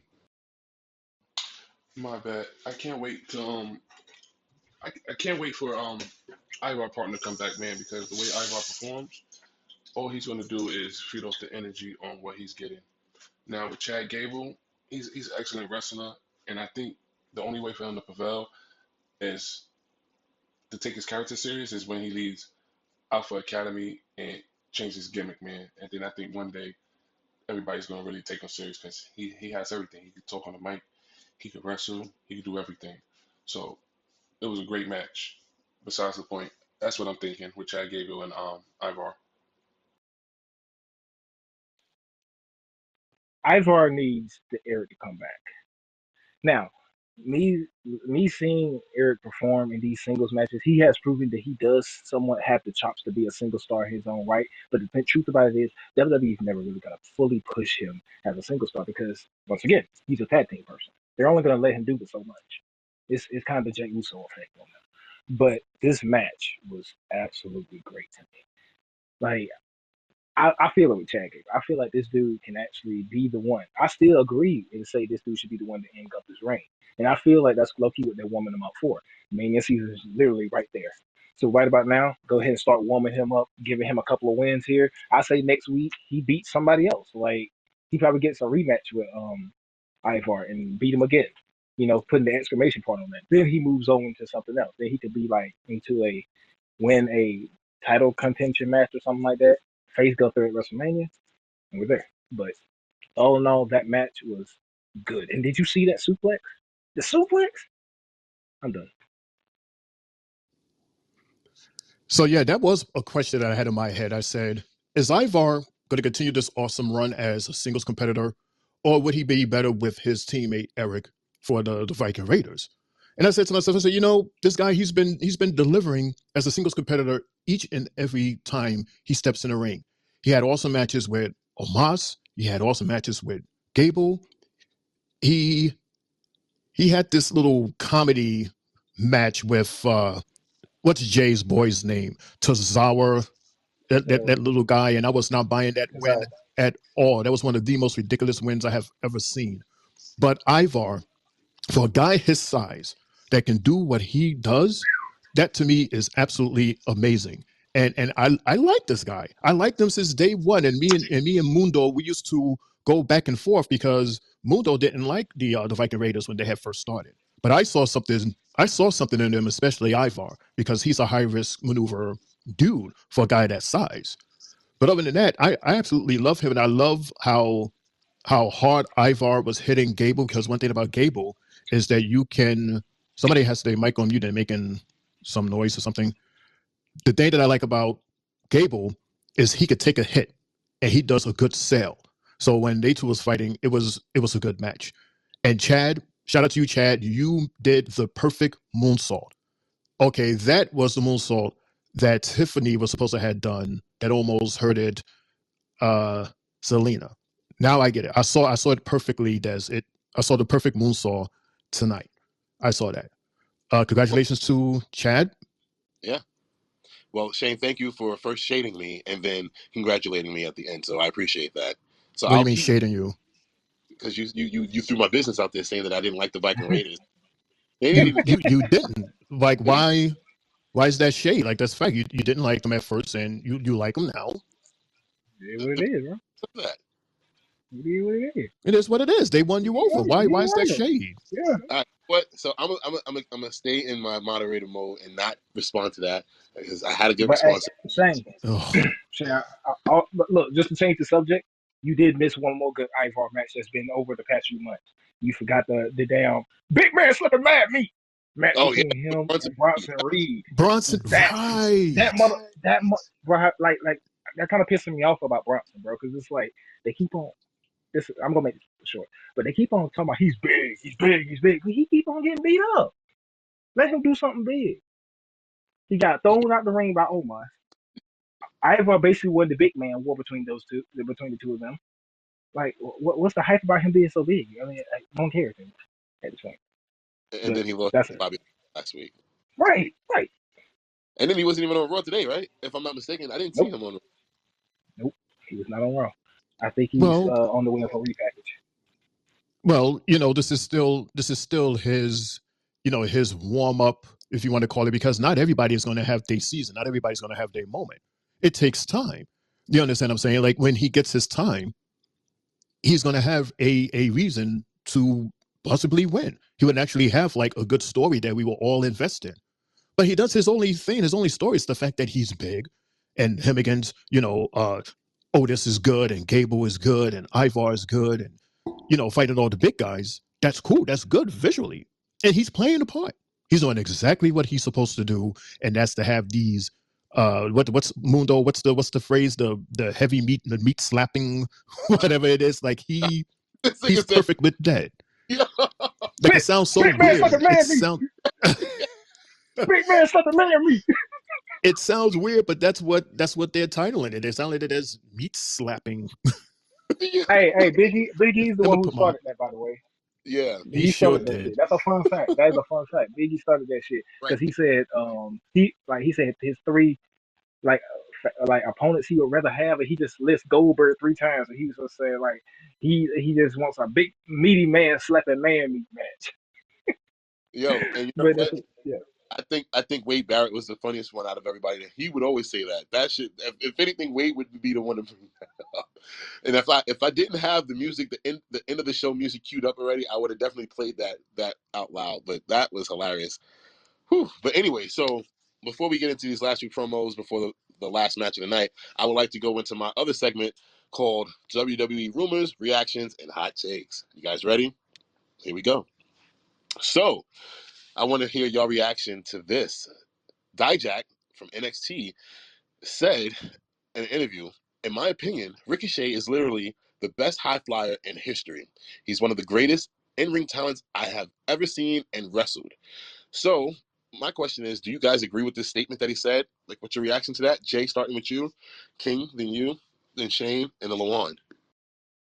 Saying that he's the greatest high flyer that he's ever seen. They really have, they haven't really gave us the Ricochet run that we deserve to see, because it was always stunted by some bullshit behind it. And Triple H tries his best because that's his pet project, was one of his first at that. So I look at it as he has the potential to be, because when he was in that other federation that I forgot what it was, you know it was like a Mexican federation, and where he It was was Triple A. going crazy. Triple A, yeah, he was high flying like crazy over there, and we got to see way more of him there, and he even had a fight against Will Ospreay, I think. And bro, Ricochet has the potential to be one of the greatest high flyers if he's pushed. That's all. I have to agree with you on that. When he was in Triple A, that boy was flying. You hear me? He was defining aerial attacks, man. He was bringing a new flavor to that shit. You ain't seen nobody flying like that around since like Rey Mysterio in the in the early WCW days, in my opinion. Like Ricochet's pretty good, but in my opinion, he's been kind of ruined because he has too much of Vince McMahon's stank on him, and I don't think no matter how hard Triple H try to scrub him clean, he can't get it off him because it's like it's how long Ricochet's been on the main roster? He's like I guess about what 6 years now or so. And this man has done hardly nothing. Maybe an Intercontinental title here, United States title reign there, but neither one of these title reigns meant anything. Yes, he is a very talented individual, but right about now, it's just like he's damaged goods. Triple H has to do some really, really deep rehab on his character or on his aura to bring him back to where he was. That's it. Real quick, Shane, before you come in, Cap, do you think that's the reason why Ricochet hasn't been on TV in a while? Like, do you think that they're doing that rehab to the character and making the That fans? those are my thoughts. I think that's what they're doing. I think Ricochet needs like maybe I say maybe another year off. This year right here, just take this year off. Come back in 2020. Come back 2025. Heel turn. We need to see this smiling baby face that flips around and shit. It ain't doing that. We need Ricochet to embrace an asshole type like style. I believe he could be like the Rich Swan. I said Rich Swan. What's that nigga name? Swerve Strickland of WWE.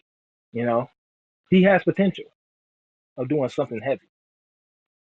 He just needs the room to fly. Right. Appreciate it. Shane, what Yes. was your thought on the original question? Well, I would say that he's the top. I wouldn't say that he's the greatest, but he's up there, and he's probably thinking of that moment when him and Logan Paul collided in the air like that. I would say that that was like one of the the top maneuvers of like all time. Like that was the most insane thing that I personally have ever seen. So I would label that moment as like one of the greatest, high risk maneuver, in the air, perfect timing moment. But to crown him as like the king like that, I would say no. He's one of, but not the. 'Cause you still got Hunter Man, Randy Savage. I'll even throw in Shane O'Mac in there because he was a extremely high risk maneuver, more high risk than Ricochet. If you think about all the things that he's done, you have there's plenty of other guys I can't think about, but those are the two guys that immediately comes to my head. Leap and Lenny. There's a lot of other guys there. So I guess Dijax is basing it on a small window frame of individuals that would have him say that. But if he were to go deeper into the roster and going back to like the golden era or even further back than that, you will find way more guys that you could fit into that category rather than to have him as the number one guy. He's one of, but not the number one. I feel you. I would say like Jeff Hardy, Shawn Michaels, Wildman, Mark Mero. You know, they were some fucking hell of a talent in the air. Lawan, your thoughts? Ricochet is great, man. He's one of the great. I don't want to say he's one of the greatest. He's very great in the ring. There's other people that's been there before him. You got to give props to, like Jeff Hardy, RVD, Billy Kidman, Evan Bourne. There's a lot of good players. A lot of those people that's been around. I misread Somebody's your calling you. Somebody's. I misheard your question. Now that I'm hearing everybody's response, I thought you were talking about his booking or how he is. But like, okay, now judging him from other cruiserweights, yeah, I have to get. I say top 10. Yeah, that's about it. But he's not. No. Yeah, because Dijak has said that, in his opinion, he's the best high flyer of all time. That's why I just wanted to see how y'all felt about that and what was your reaction to it. So, and then everybody started throwing out other people, and then shit, I even threw out some people, like I said. And I'm happy Lawan, you said it. I meant to put RVD in that as well, but Mark Mero, and like in the times that I started watching wrestling, it wasn't that many high flyers. The only high flyers that you really had was Shawn Michaels and Mark Mero in the WWF at the time. So, yeah. But then as we got older, then we started seeing the Hardy Boys, both of them, Matt and Jeff, even though Jeff was crazier than Matt, Then like you said, Evan Bourne, you know, it's a that's a hard category to like really pinpoint who's the best, because then it's like what's the qualifications of being called a high flyer? Is it because you just do a move here and there from the ropes? So it's like, huh. But I have more. Um here's a funny hot take that I would like to hear your responses on. Who has the most over entrance in all of WWE right now? Is it Seth Rollins, Cody Rhodes, Sami Zayn, or Trick Williams? I'm gonna start with Shane. We'll go with Lawan after, then Jay, and then we'll end it with King. I'm sorry. What do you mean with the question? Okay, I'll put it in non-wrestling terms. Who has the best entrance in WWE as far as crowd interaction right now in all of WWE, all brands? Is it Seth Rollins, Cody Rhodes, Sami Zayn, or Trick Williams? That is a good question. And you want to know the thing with that question? That is a very subjective question because they're all good. And they all have everyone that participates in that chant. So I don't have a one answer for that because the whole crowd, the whole building chants to that person. So Okay. yeah, I don't have an answer. Nope, no cop out. I'm gonna then tell you then if you don't have an answer, then put them in your opinion. And in your opinion, who goes from what is it? I think it's 4 guys that I mentioned right there. Who Mhm. put the order 1 to 4 in your opinion and from what you see? Man, you I don't. Okay, all right. And this is just like I'm just throwing it out there. I could be right, I could be wrong. Again, this is subjective, but I would say Cody, Seth, you had Trick, and who was the fourth one? I'm sorry. Sami Zayn. Cody, Seth, Trick, Cody. No, Sammy. Okay, Cody, Seth, Trick, Sammy. Who did I say was next? I done lost my train of thought. King, was it you? King. Let me hear what you say, and then Jay after him. So is Cody Rhodes, Seth Rollins, Sami Zayn, and Trick? Yeah, those are the guys. Like, cause they're over. That like homie just said, that is a tough one because it's like kind of even on how they all get Now, reaction. I mean, and mind it's you, going on to where. Go I ahead. actually out Jay. I should have put Jay in that conversation too, especially after watching. Yeah, I still wouldn't even count him in there because it's in the words of Gunther, it's just simple. It's not really that much. It's just waving. It's not really a crowd reaction, in my opinion. But I have to go with I say, and in a build up, I say Cody Rhodes because his everybody is basically eagerly anticipating the whoa, Sami Zayn and Seth Rollins, they're kind of they're like themes and interests kind of clash the same because all the fans are doing is whoa, that's all they're doing. But what Trick Williams is, his is a vibe. When he comes out, everybody's just going along with it. Whoa, that it's not something that they're even trying to really do. It's just something that naturally happens. And then and with Booker T alone going in with the vibes, I'm not doing no top 10. I'm gonna have to get the Trick Williams because it's the freshest thing right now. His is the freshest. With Booker T throwing in them ad libs, the vibe of him coming out like a boss, the NXT crowd, they're all going, whoa, that Trick, that's a vibe, bro. I respect it. Jay, what about you? Yeah, good answer, Planet. Because I was gonna start from the bottom up at 4. I will have Sami Zayn, then Cody, then Seth. All reasons being that they're all similar as far as what the crowd does when they react to their song. You know, with Sammy is like the crowd's like, "Let's go," and then you go from "Let's go" to the Cody punch, and he go whoa. Then you come out to Seth, and you have the crowd doing the same thing. Now, when you got Trick, as soon as the beat drops, the crowd is already into it. They're singing, they're interacting. When we had got Trick Williams for that one episode on regular TV and in front of a big crowd, the pop was maybe 10 times more amazing than to the hundreds of people that actually are there at NXT during those tapings. Because there's only but That's maybe a less fact. than 1,000 people there. So when you got 20, 30,000 people screaming, whoop that Trick, shit, that's it right there because you're getting hype. And then you also even me thinking of back in the days, the movies, you think of that in particular movie. and you probably would want to go back and watch that movie just because you want to play that song and you want to hear "Whoop That Trick" again. Where it originated from. So with me, Trick Willie gets it all the way. I agree with that. I mean, in my opinion on that is for the same exact reasons that y'all said. From the minute that damn song comes on, it's just the fans are just all in it.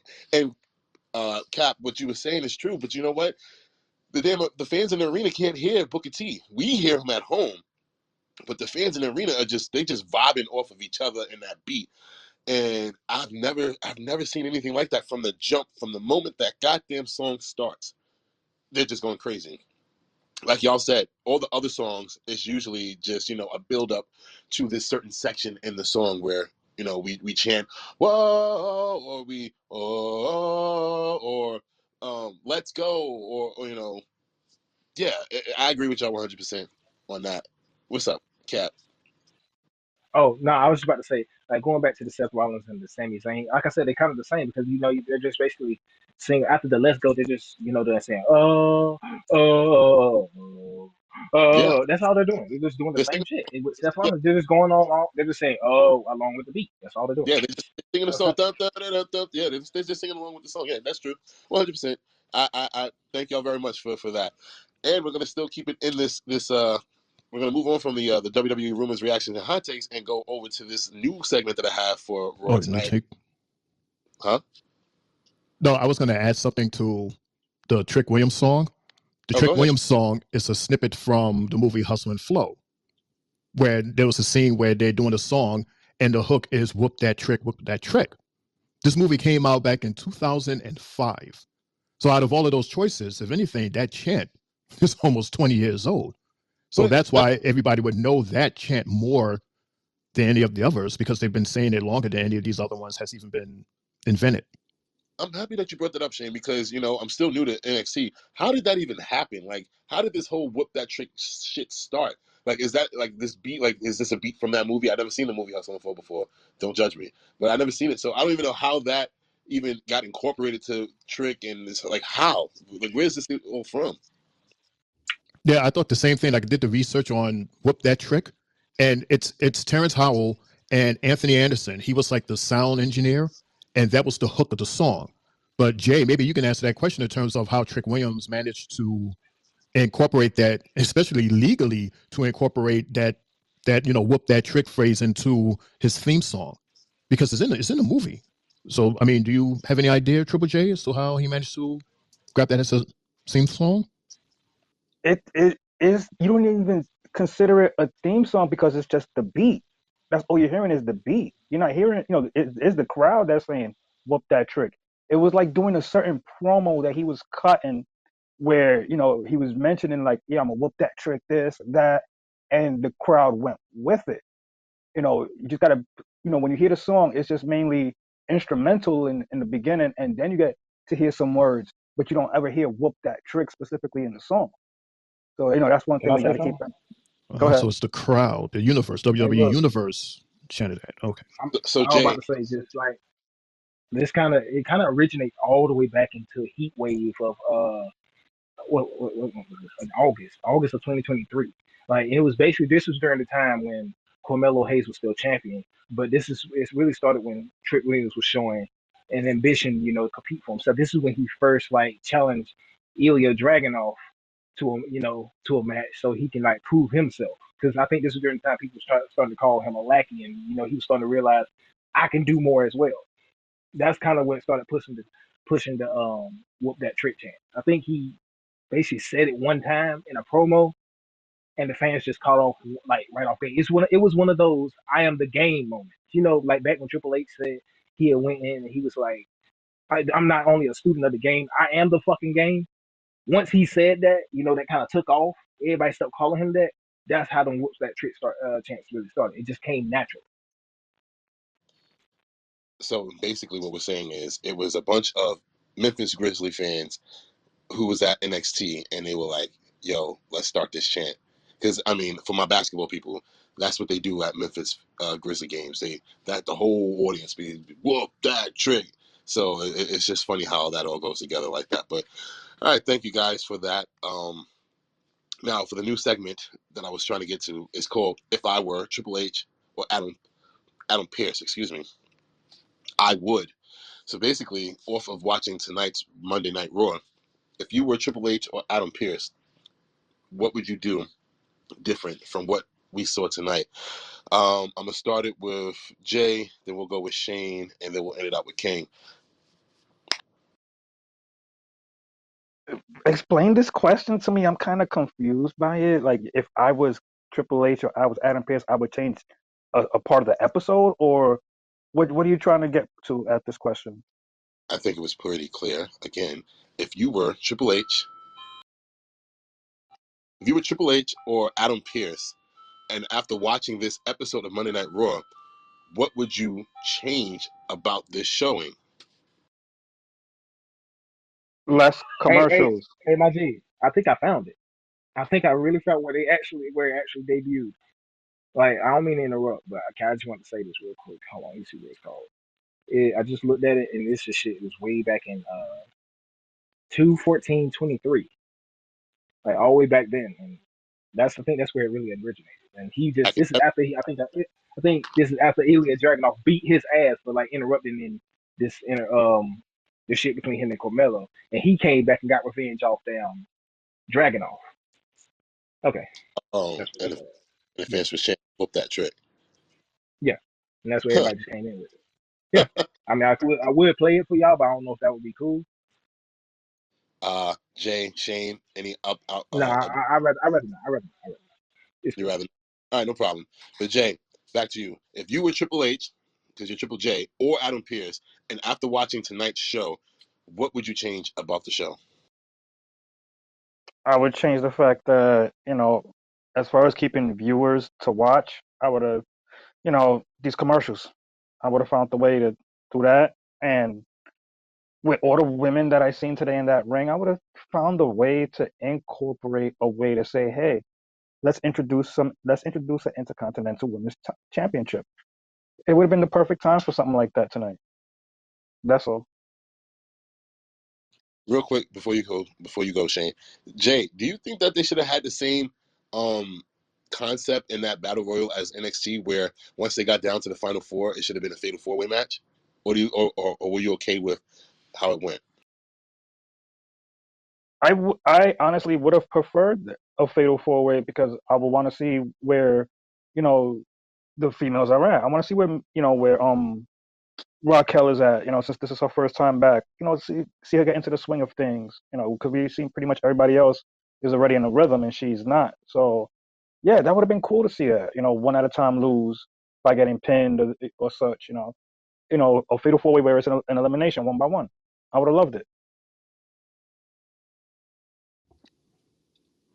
So for me, I would say, although I don't have the powers to change, the commercials, because basically they paid for those commercial spots. So what I had suggested at the top of the show was to have picture in picture, have the have the commercial show in the bigger picture, and then have a smaller picture on the side that shows all the action. That way we can look at both at the same time. We can look at both screens and we can hear the commercial at the same time, see the action. That way, once we come back from the commercial, the commentators, they will remind us verbally what we just missed, even though we saw it. And then sometimes they'll even do like an instant replay. But that would be the only thing. Other than that, everything that's going on right now, what Triple H is doing, what the managers are doing for both Raw and SmackDown, I love it. It's amazing what everybody is doing across the board.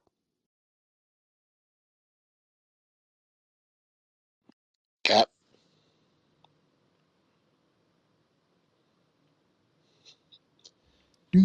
My bad, folks. I was a little distracted. I'm texting my girlfriend some shit. But what was the question? I was saying the segment is called "If You Were Triple H or Adam Pearce, what would Right. you change about tonight's show after seeing it in its entirety?" Oh wow. Um, I'm gonna say the end of the match when it comes to Jay versus Gunther, because I mean, it still kind of made Jay look like he lost pretty clean, even though, because I mean, I didn't think Jimmy really did anything to really distract him that bad. All he did was ring the fucking ring bell. Like, I feel like Like once he did, you see what he did the splash on him, and Gunther got the damn foot up, I believe, or some shit like that. But either way, I feel like Gunther should have got off a little bit more scathed than what he did. Like he still seemed like he got out of that match pretty much unscathed. Like he didn't really go to his depth yet. That should I feel like we're in the twilight of Gunther's title reign. So like at this point, like he should be like in matches where it looks like he is this close to losing, this close to losing that match before he somehow manages to win again. And I feel like he just won way too easily, like OJ. Interference or not. You know, in all fairness, when that bell rang, the bell distracted the referee for doing the 3 count. He stopped. The referee stopped because he heard the 3 count. That's what it was. That was the whole point of Jimmy doing that bell, because he knew that he was going to stop the ref for doing that 3 count. So, if anything, that was it. It worked out the way that it was supposed to have worked out. Everything happened exactly the way it's supposed to happen by them ringing that bell. I don't know if that makes sense. And you know what? His gripe is the same gripe that Triple J had. He mentioned it in the chat. He was like, "Really? Jay lost by knees." But what I said to him was, even though we got, we were in and out of the match, us at home, Gunther was definitely targeting the back, the kidneys, the stomach area of Jay the whole match. So when you really think about it, it makes sense that he did lose that way. I mean, we watched a few people lose that way over the past year, and not to mention that Jay was getting his ass beat damn near the entire match anyway. So it's not, if you were playing WWE 2K something, Jay whole body, his whole upper body or so would have been in red, and anything significant, even his own momentum, going against him would have ended the match. So I'm not mad at that, because like Shane said, the interference, though it wasn't physical, it happened. That's what cost him the match. That's what cost him the win when that bell rung before the referee finished his count, because the referee's like, "What the hell? I didn't call for the bell. Like, what's going on?" So it was different. But Jay and I definitely, we called this. Like we said, if we don't see Jimmy actually escorted out the arena, his ass is still there, and he's going to interfere in the match tonight, and he did just that. Wait, what? I just realized. How did we get to that? I'm sorry. No, King was Well, mentioning about the whole bell thing, and I was explaining that the bell had caused the referee to stop the count rather oh, than Right, the right, bell was distracting right. the fighters. yo, no, yeah, But just and I still feel like that wasn't a really good enough reason to be that much no. of a distraction. He still had room. Go ahead. Okay. No. I'm sorry. I only asked the question because I'm like, how did we get to the main event when we didn't even get through the rest of the show? But I forgot I asked y'all that question. So yeah, now I know for I did. next week. That's why I did. You should. I'm about to say, yeah. For next week, save that. Yeah, Save that to say after the match. later on. Yeah. Okay. Cap, you're sitting here producing the show. Okay. I know better now. I told you it's a new segment, so it's something that now I know better to just throw it at the end of It, the. it's a work in progress, my boy. Like, hey, and I ain't mean to poke holes in your logic or nothing, but yeah, you might No, want to save that one. You, no. I appreciate your response. No, I really do, and I appreciate that. And now I know to just save that for the end of the night. Trust me, like you said, it's a work in progress. But Because with that that, is a good segment, though. That's a good I segment. I appreciate it. I mean, look, we're I don't want to say paying customers, but we watch the shows, and there's some things that we think that they should have did better. So I would love to hear your reaction and how you feel that if you were in their situation, how would you alter the show a little bit to make it better for people like us who's at home and watching Right, this. So I right. appreciate You're that. welcome, bro. So real quick, uh, segment 22, which was the promo of them just going over everything for Elimination Chamber on Saturday, reminding us that this ridiculous pay-per-view is starting at 5 a.m. on Saturday on the East Coast, 2 a.m. on the West Coast. I swear I would rather be on the West Coast. Maybe I'll watch it because 2 a.m. is not bad. 5 a.m. is ridiculous. So I will not be Yeah. watching that show. Like Lawan mentioned, I'll be at work. I have work that day, so I Ain't will no not be way. 5. Ain't I no way. apologize. But then they also mentioned that that they will be having an Elimination Chamber press conference at 11 p.m. Thursday night, even though in Australia it'll be Friday at 12 o'clock midday. So will I be up for that? Probably, but will we have a show on that? I doubt it, because it's just going to be too late to be having a show on that press conference. But if my other 3 bells decide that they would want to push forward with it, then we'll have it. But you guys will know moving forward whether or not we'll have a reaction show to the press conference on Thursday, since it's going to be starting so late. After that, we had Drew's promo after, where he mentioned the whole situation where he's the second person in all of WWE to pin Cody Rhodes in a singles match since he's come back. The last person to do it, like I mentioned earlier, was Roman Reigns at WrestleMania 39 last year. So for something like that to go under the radar for almost a whole year is crazy. But yeah, he also was calling his shots. He was saying that, he beat Cody tonight. He's gonna go and beat LA Knight on Friday, and then he's gonna go and win the Elimination Chamber on Saturday, and then go on and win the World Heavyweight Championship at WrestleMania. I don't think he's wrong. I think that might actually happen. But I also think that he'll be so beat up that Damian Priest is going to come and cash in and beat him for the world title. But I'm going to just say that. I'm not even going to put it up for debate. So we can, unless one of y'all want to visit that after we finish Raw. But that's what I think might happen. After that, we got a promo from the New Day, the updated version of the New Day, what I've been harping on for the last few weeks, the not so happy New Day, very much more serious New Day, and no pancakes. They were calling for Jay to win the title tonight, the IC title tonight, and then they challenged Imperium to a street fight next week, so they can end this rivalry that they have had going on for the last month and a half or 2 months or so. No jokes, like I said, no pancakes. They had the kendo sticks. Real quick on that, fellas, how do you feel about this new version of the New Day being more aggressive and less happy-go-lucky and being more serious? Like, do you like it? Do you not like it? Do you think it's the same shit? Lawan, since you're back, I'll start with you. Then we'll go with Shane. Then we'll go with King. And then we'll end it out with my guy, Triple J. What up? They gotta find something to do fast with them guys. So yeah, I like it. Great promo, fast, quick. Um, I'm pretty sure it's gonna be a good match next week whenever they have it. Besides that, yeah, I cannot wait. New Day needs something new because they are missing their third wheel, which is Big E. So they just really been in the background, not really doing much. So hopefully this helps out. Hopefully we get something new with them, or this adds on to the storyline. Des, let me ask you a question. If you was a happy-go-lucky kind of guy that walked around with Booty-O cereal and I hip-hop pancakes, and I would have come along and I would break your leg and you would be missing in action for several months, would you come back still with Booty-O's and I hip-hop pancakes? Hell no, you sneaking out revenge. You want to whoop my ass and put me in the hospital for several months. That's what we're seeing right now.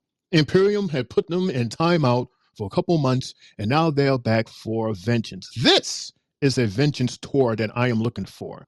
And I can't wait for that match next week when it's a street fight. That means anything can happen. And I see them going in, and I can't wait.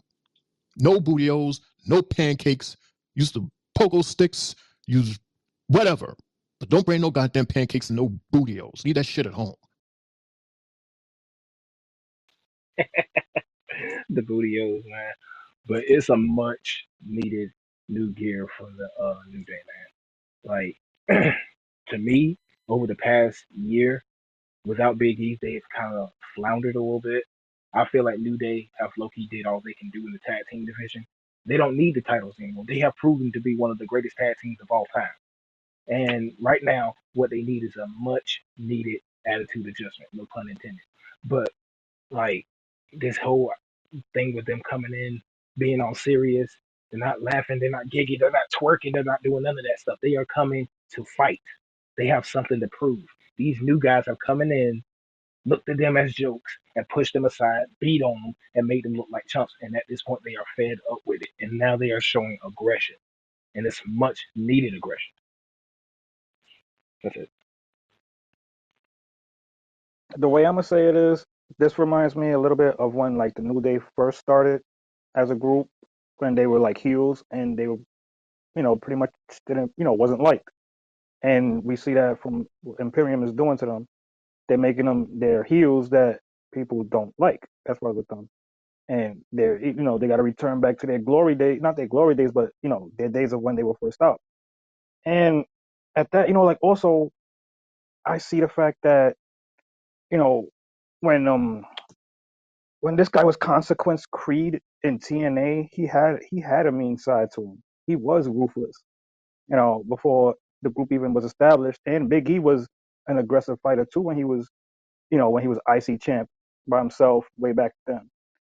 Big E, I mean, and Kofi really wasn't that much of a serious fighter because he was always the funny guy, the Fruit Loop of the group. So, I look at it from the transition that they made from then to now is good, and I want to see more of it. Deliver and hope it's right. I hope they don't deliver and they lose. I want to see them build some type of momentum leading into Mania or whatever they got planned for them down the line. I don't want to see that momentum stop. And I hope that this is a street fight. That's actually a street fight, not no in the ring bullshit. I want to see them go do some old school shit where they're fighting backstage, they're fighting in the crowd, they're going up in the concession stands, throwing some popcorn on each other, getting beat up with in the merch area, shit like that. I want to see a classic street fight. I don't want it just to be in ring. And that's all. Quick question: do you think that match should end out Raw for the next Well, I don't know. I think that should be probably like midway through the show. But knowing them, we still haven't seen any other matches for next week. I'm not sure if we were showing any matches for next week, but you know, that's probably your mid card match for next week. I would say. Yeah, that'll be totally mid card. Like at the most, it'll probably be like an opener, but I totally don't see like them as closing. Nah, because you got too many big names. You still got Drew. You still got Jay. You still got Gunther. Like there's still other big names that would close because the closing, that's where you get the most viewers, and that's why we get all of those commercials. So you want a big name that's going to attract the most people. So that's why they have all the commercials mostly in the beginning and towards the end because of the viewerships are highest at those times. the return of Big E? Then he turns heel. Huh? We wish.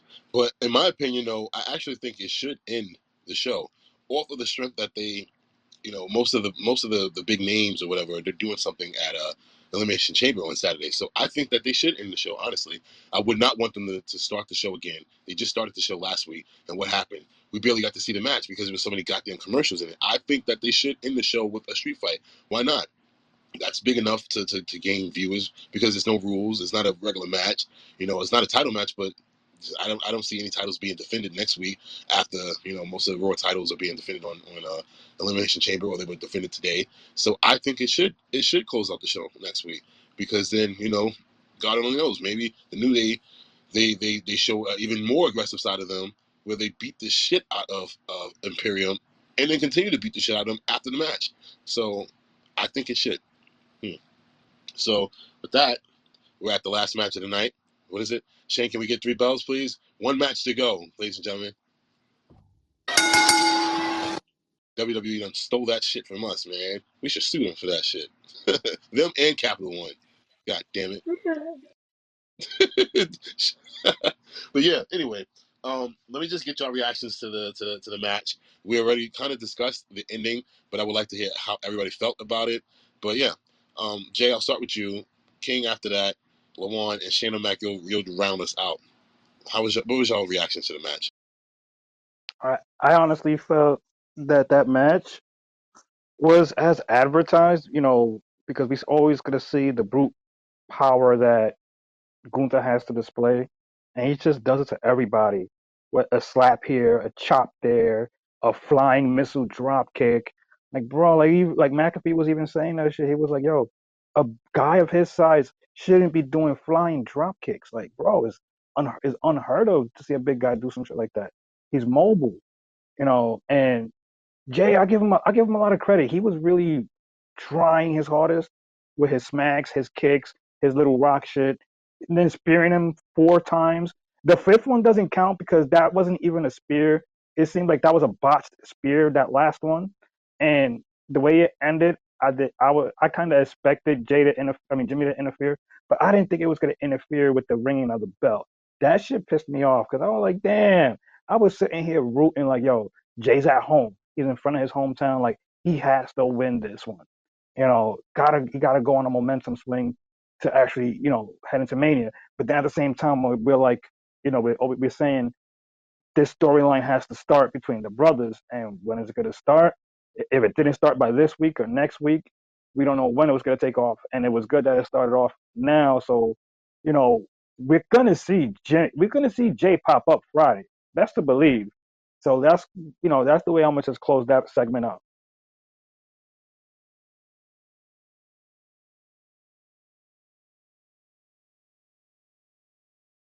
And who's next? Hello. I don't know who's next. I think I'm after somebody else. Cap. I'm Come gonna on, be Cap. real No with you, collar. bro. I didn't really get too much of that match. I missed the beginning of that shit. I only caught like the end, so I really don't have much input on it. But from only from what I said, how the ending went. The match seemed like it was hard hitting, and I guess just from the guess of it, Jey Uso probably put his all into that match, and Gunther was using his dominant self. Did I hear one of y'all saying he did that drop kick? That drop kick is something that a man his size should be. That's like a nigga like me doing a damn drop kick. I'm 6'5". What the fuck I look like doing that? God, Well, technically I can't do a drop kick. you that goddamn tall? Goddamn shit. Yeah, yeah, I'm 6'5". 6'5". Golly. All But that's right. besides the point. But yeah, other than like I said, other than what I told y'all about the ending earlier, the match was solid. It would deserve to be the main event of Raw. And like I said, I just think that Gunther should have lost. Well, he should have won like a little bit by the skin of his teeth. That's where they should have made it look. Because it just still, in my opinion, made Jay look a little weak. Bell or not, he should. It should have been, in my opinion, when Jay went for that splash. Jimmy came up and pushed him off the damn turnbuckle or something. Then Gunther caught him with a power bomb or something like that. He could have won, but he lost to basically like Gunther getting his knees or foot up. I didn't like that. It just seemed like Gunther still had a little more range, but that's it. Gunther hasn't had a whack match since he's came to the WWE. Gunther has always improving and showing his skill set inside the ring. Um, Jimmy did whatever he could do, but as you see, and as everybody wants to go see, it's Jay versus Jimmy at WrestleMania. This is what they're planning for. Um, and I believe the bloodline crumbles with them. Starts and crumbles with them. Well, not with Jay. Jimmy. It crumbles with Jimmy. This guy, Gunther, he proves why he is the longest reigning intercontinental champion out there, because every week he delivers. He doesn't come half stepping. He fights as if it's a PLE event. And I knew off the top that Jay wasn't going to win, but I like the fact that he put up a good fight. And yeah, it was cool how I like how they did that, where they had Jimmy to come out, because we knew, somewhere or another, that Jimmy was going to do something, because he was in the ring earlier. He interfered earlier. So we knew this was going to happen. And the thing that Jimmy said that was very interesting, he stood over or kneeled over his brother, and he said, no matter how big you get, I'm always the bigger brother. And then just smashed him like 3-4 times off the top rope. So this is going to be a good interesting story to see how they two interact, because Jimmy, he has a lot of work to do. He's dealing with his brother Jay, and at the same time, him and Solo are dealing with Cody. Because what you think tonight is going to be the only and last time that they're going to interfere with Cody?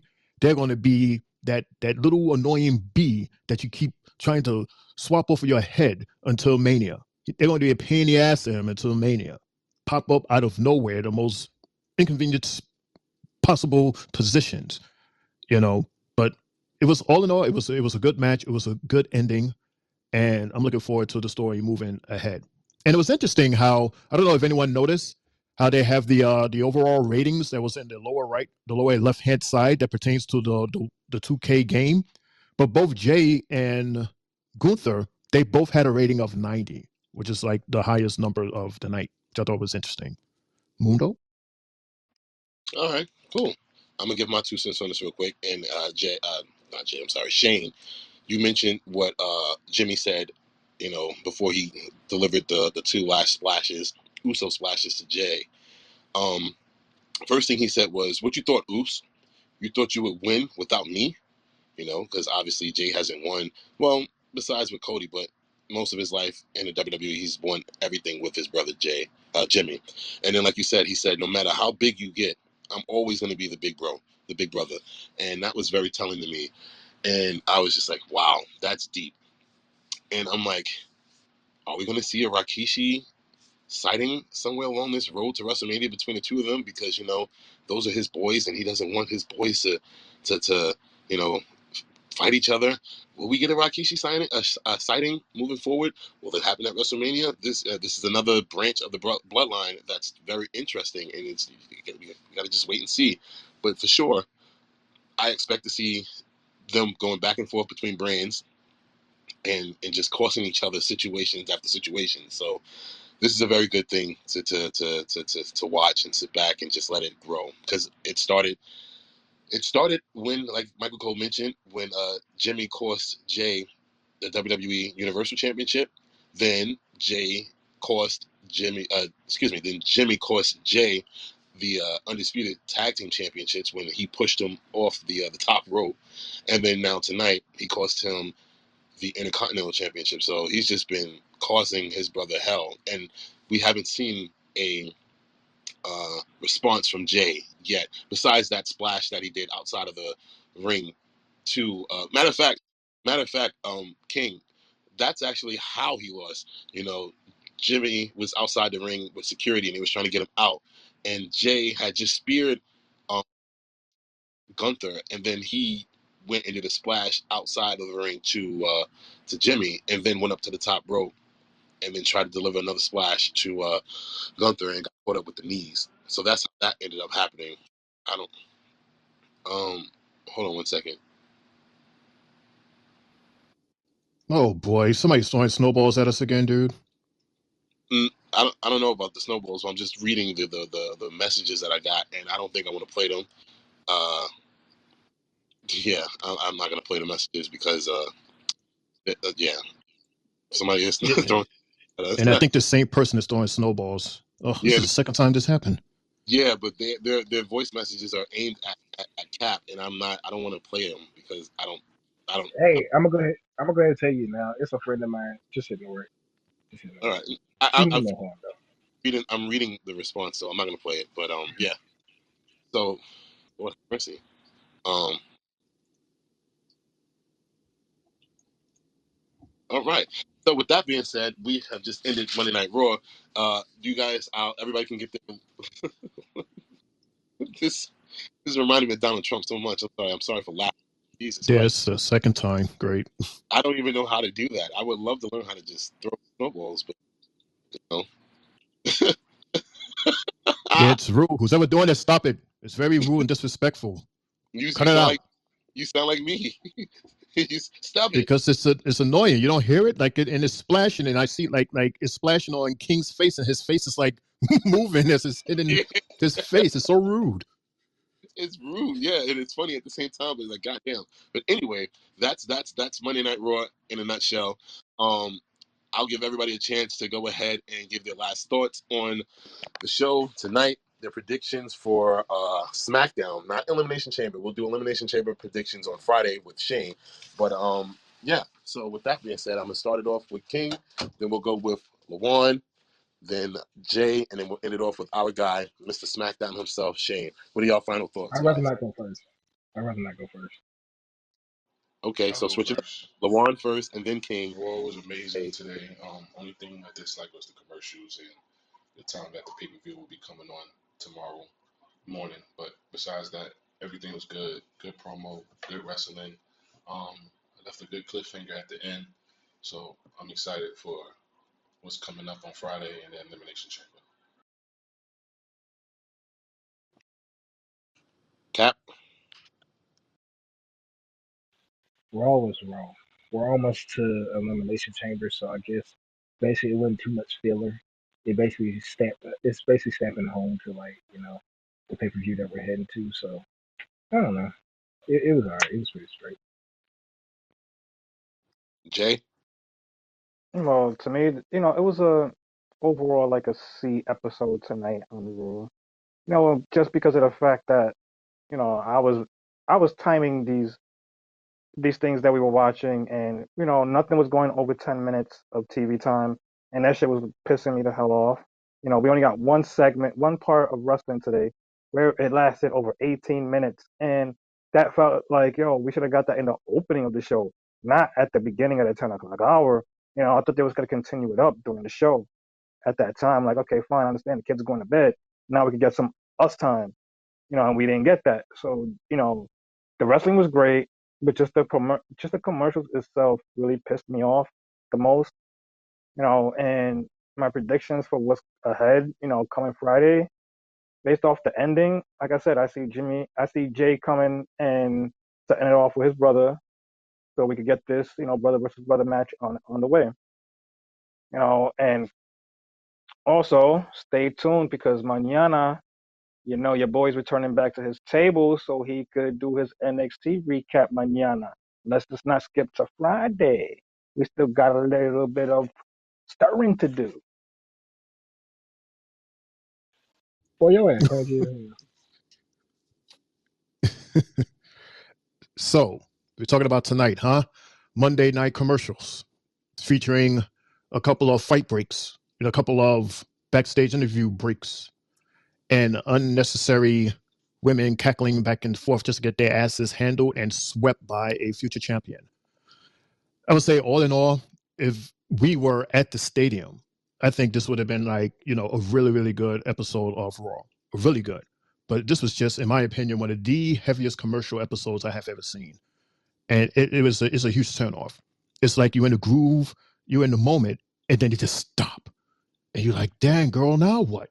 And then you say, okay, keep going. Stop. And you keep going. And then just when you're about to hit it, you got to stop again. That was Raw tonight. That was Raw tonight. You know what I'm saying? Yeah. Yeah, Raw should have been renamed it Monday Night Condom or something. It was Monday night nothing raw about commercial. tonight. Yeah, Monday night commercials, Monday night condoms, because it was nothing really raw about tonight unless you had to be there. We had to be there. In terms of next week, hopefully next week they would shuffle the commercials better. Right. I'm looking forward to the story. I'm looking forward to hearing what Cody have to say as to what happened. Is he actually going to team up with Seth? That's the question. Continue with Gunther. Is he going to be with Imperium in their corner when they have their street fight? Because anything can happen, including him being there. The women, I want to hear their thoughts on the Elimination Chamber, because the Elimination Chamber would have happened already. We want to see who's hurt, who's injured, who won't be able to come back. And I want to hear from Nia, whether she wins or win. I want to hear her thoughts. R-Truth, of course, we got to hear from him to see if he is officially over with Judgment Day. And is he possibly going to team up and have the awesome Truth? There's still a lot here that we need to look into. Shinsuke, I hope I don't have to hear from him, but we're gonna hear from him. Ivar, looking forward to seeing him fight again. There's a lot that we're going to look forward to. I'm looking forward to another great show. All in all, hopefully with less commercials. And before I close it out, I'm gonna play the voice note for my girl Spotlight. Hey boo, what's going on, girl? Hold on 1 second. I got. Well, well, well. It sounds like I missed a lot. Lord, oh my goodness. I just got the end of like a Raw and Con. But anyways, we got the Three Bells podcast featuring I am _ and King _ Planet. Hello, Mundo 24, Triple J, Shane O'Mac. I know I was late. Oh my gosh, I hear in the background. Oh my gosh, I was watching a movie. All right, my bad. I forgot. I missed it. It's all right. It's all right. Girl, we are on here every Monday at 11:15. How the hell you coming to the party? The music done already stopped. The band is already wrapping up their equipment. The liquor is all gone. There's no more chicken. And you coming up in here talking about, hi, guys? I mean, I love you, girl, and everything, but damn, girl, we was waiting for you the whole goddamn night. You just now showing up. We about to leave. But you know what, girl? Because we like you, I give you 3 bells anyway for at least saying hello. And hello back to you. We miss you. We hope we see you again tomorrow. Or if you're a Monday night, see you next Monday. Des? Bruh, I don't know who writes your shit. but you are freaking hilarious, bro. Freaking hilarious. And she got a response for you. Ain't that the best time to show up? Everybody's leaving. They're all liquored up. No. Yeah, that's where my scripts come from. The liquor J. This. Oh my. Mhm. Yo, with that being said, ladies and gentlemen, I appreciate everybody that joined us tonight. I appreciate wait, hold on a second. Got a late message. So like, I got a real good question for y'all. Do you think The Rock will interfere with the main event of Roman Reigns versus Cody? And if you do, how do you think it's gonna play out? Oh, awesome. Yeah. Yeah. Yeah. We talked about this earlier, but yeah, I think that this whole situation with Rock and Cody is planned. I think it's something that they came up with, and I believe that The Rock is going to turn the family on Roman Reigns, with the exception of possibly Solo Sikoa. So yeah, I think that The Rock will have a hand in this main event between Cody Rhodes and Roman Reigns for sure. Jaden, thank you very much for that question. So again, with that being said, everyone, we hit the 3 hour mark. I'm tired. My guys are tired, and we got to do another show tomorrow for NXT with my guy Triple J hosting the show back where he belongs. You know, I thank everybody that contributed tonight. My guy Lawan, thank you. My guy Cap, thank you. And as always, my guys Triple J, Shane O'Mac, I love y'all. Thank y'all. I'll be back on the show with y'all tomorrow. With that being said, that's a wrap for Monday Night Raw. I'll be back with y'all next week to host it, but I'll be here for the rest of the week to be a contributor. Des, Thank y'all. And what's up, Shane? there's one more thing. I'm so sorry. Like it just popped in my head. If it's okay if I have like 30 seconds. Sure, Shane. Go ahead. Okay, so for those of you who stays in tune with us, if you remember, I was explaining to you guys how a good friend of mine had passed away, and I missed an episode of SmackDown, and the homies Mundo and Jay covered for me. Well, his homegoing service was in fact yesterday, and I did contact. I was speaking with the family, and I told them about the Three Bell broadcast. Told them about how everybody was sending their condolences and hugs and kisses and everything. And the family said, particularly his cousin, Bishop Wellen Hobbs Jr. He is actually my pastor, and that's how I met JJ. I met JJ through him because they're cousins. And he personally said, to tell everybody, thank you so much for your love and your prayers and your condolences. And he prays for everyone else for everything that you could ever possibly want. He prays that all of your cups are overflowed with everything that you want and deserve. And thank you so much for everything, for keeping them in your prayers. Des? Wow. Wow. That's beautiful right there. That's wow. That's a great way to close out the show. Again, rest in peace to JJ. Like I said, the night of, affectionately, Double J. And thank you again to the pastor for his words. I have nothing else to say, but we'll see you guys tomorrow on NXT. Jay.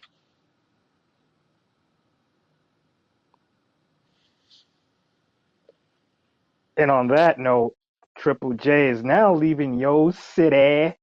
Yeet.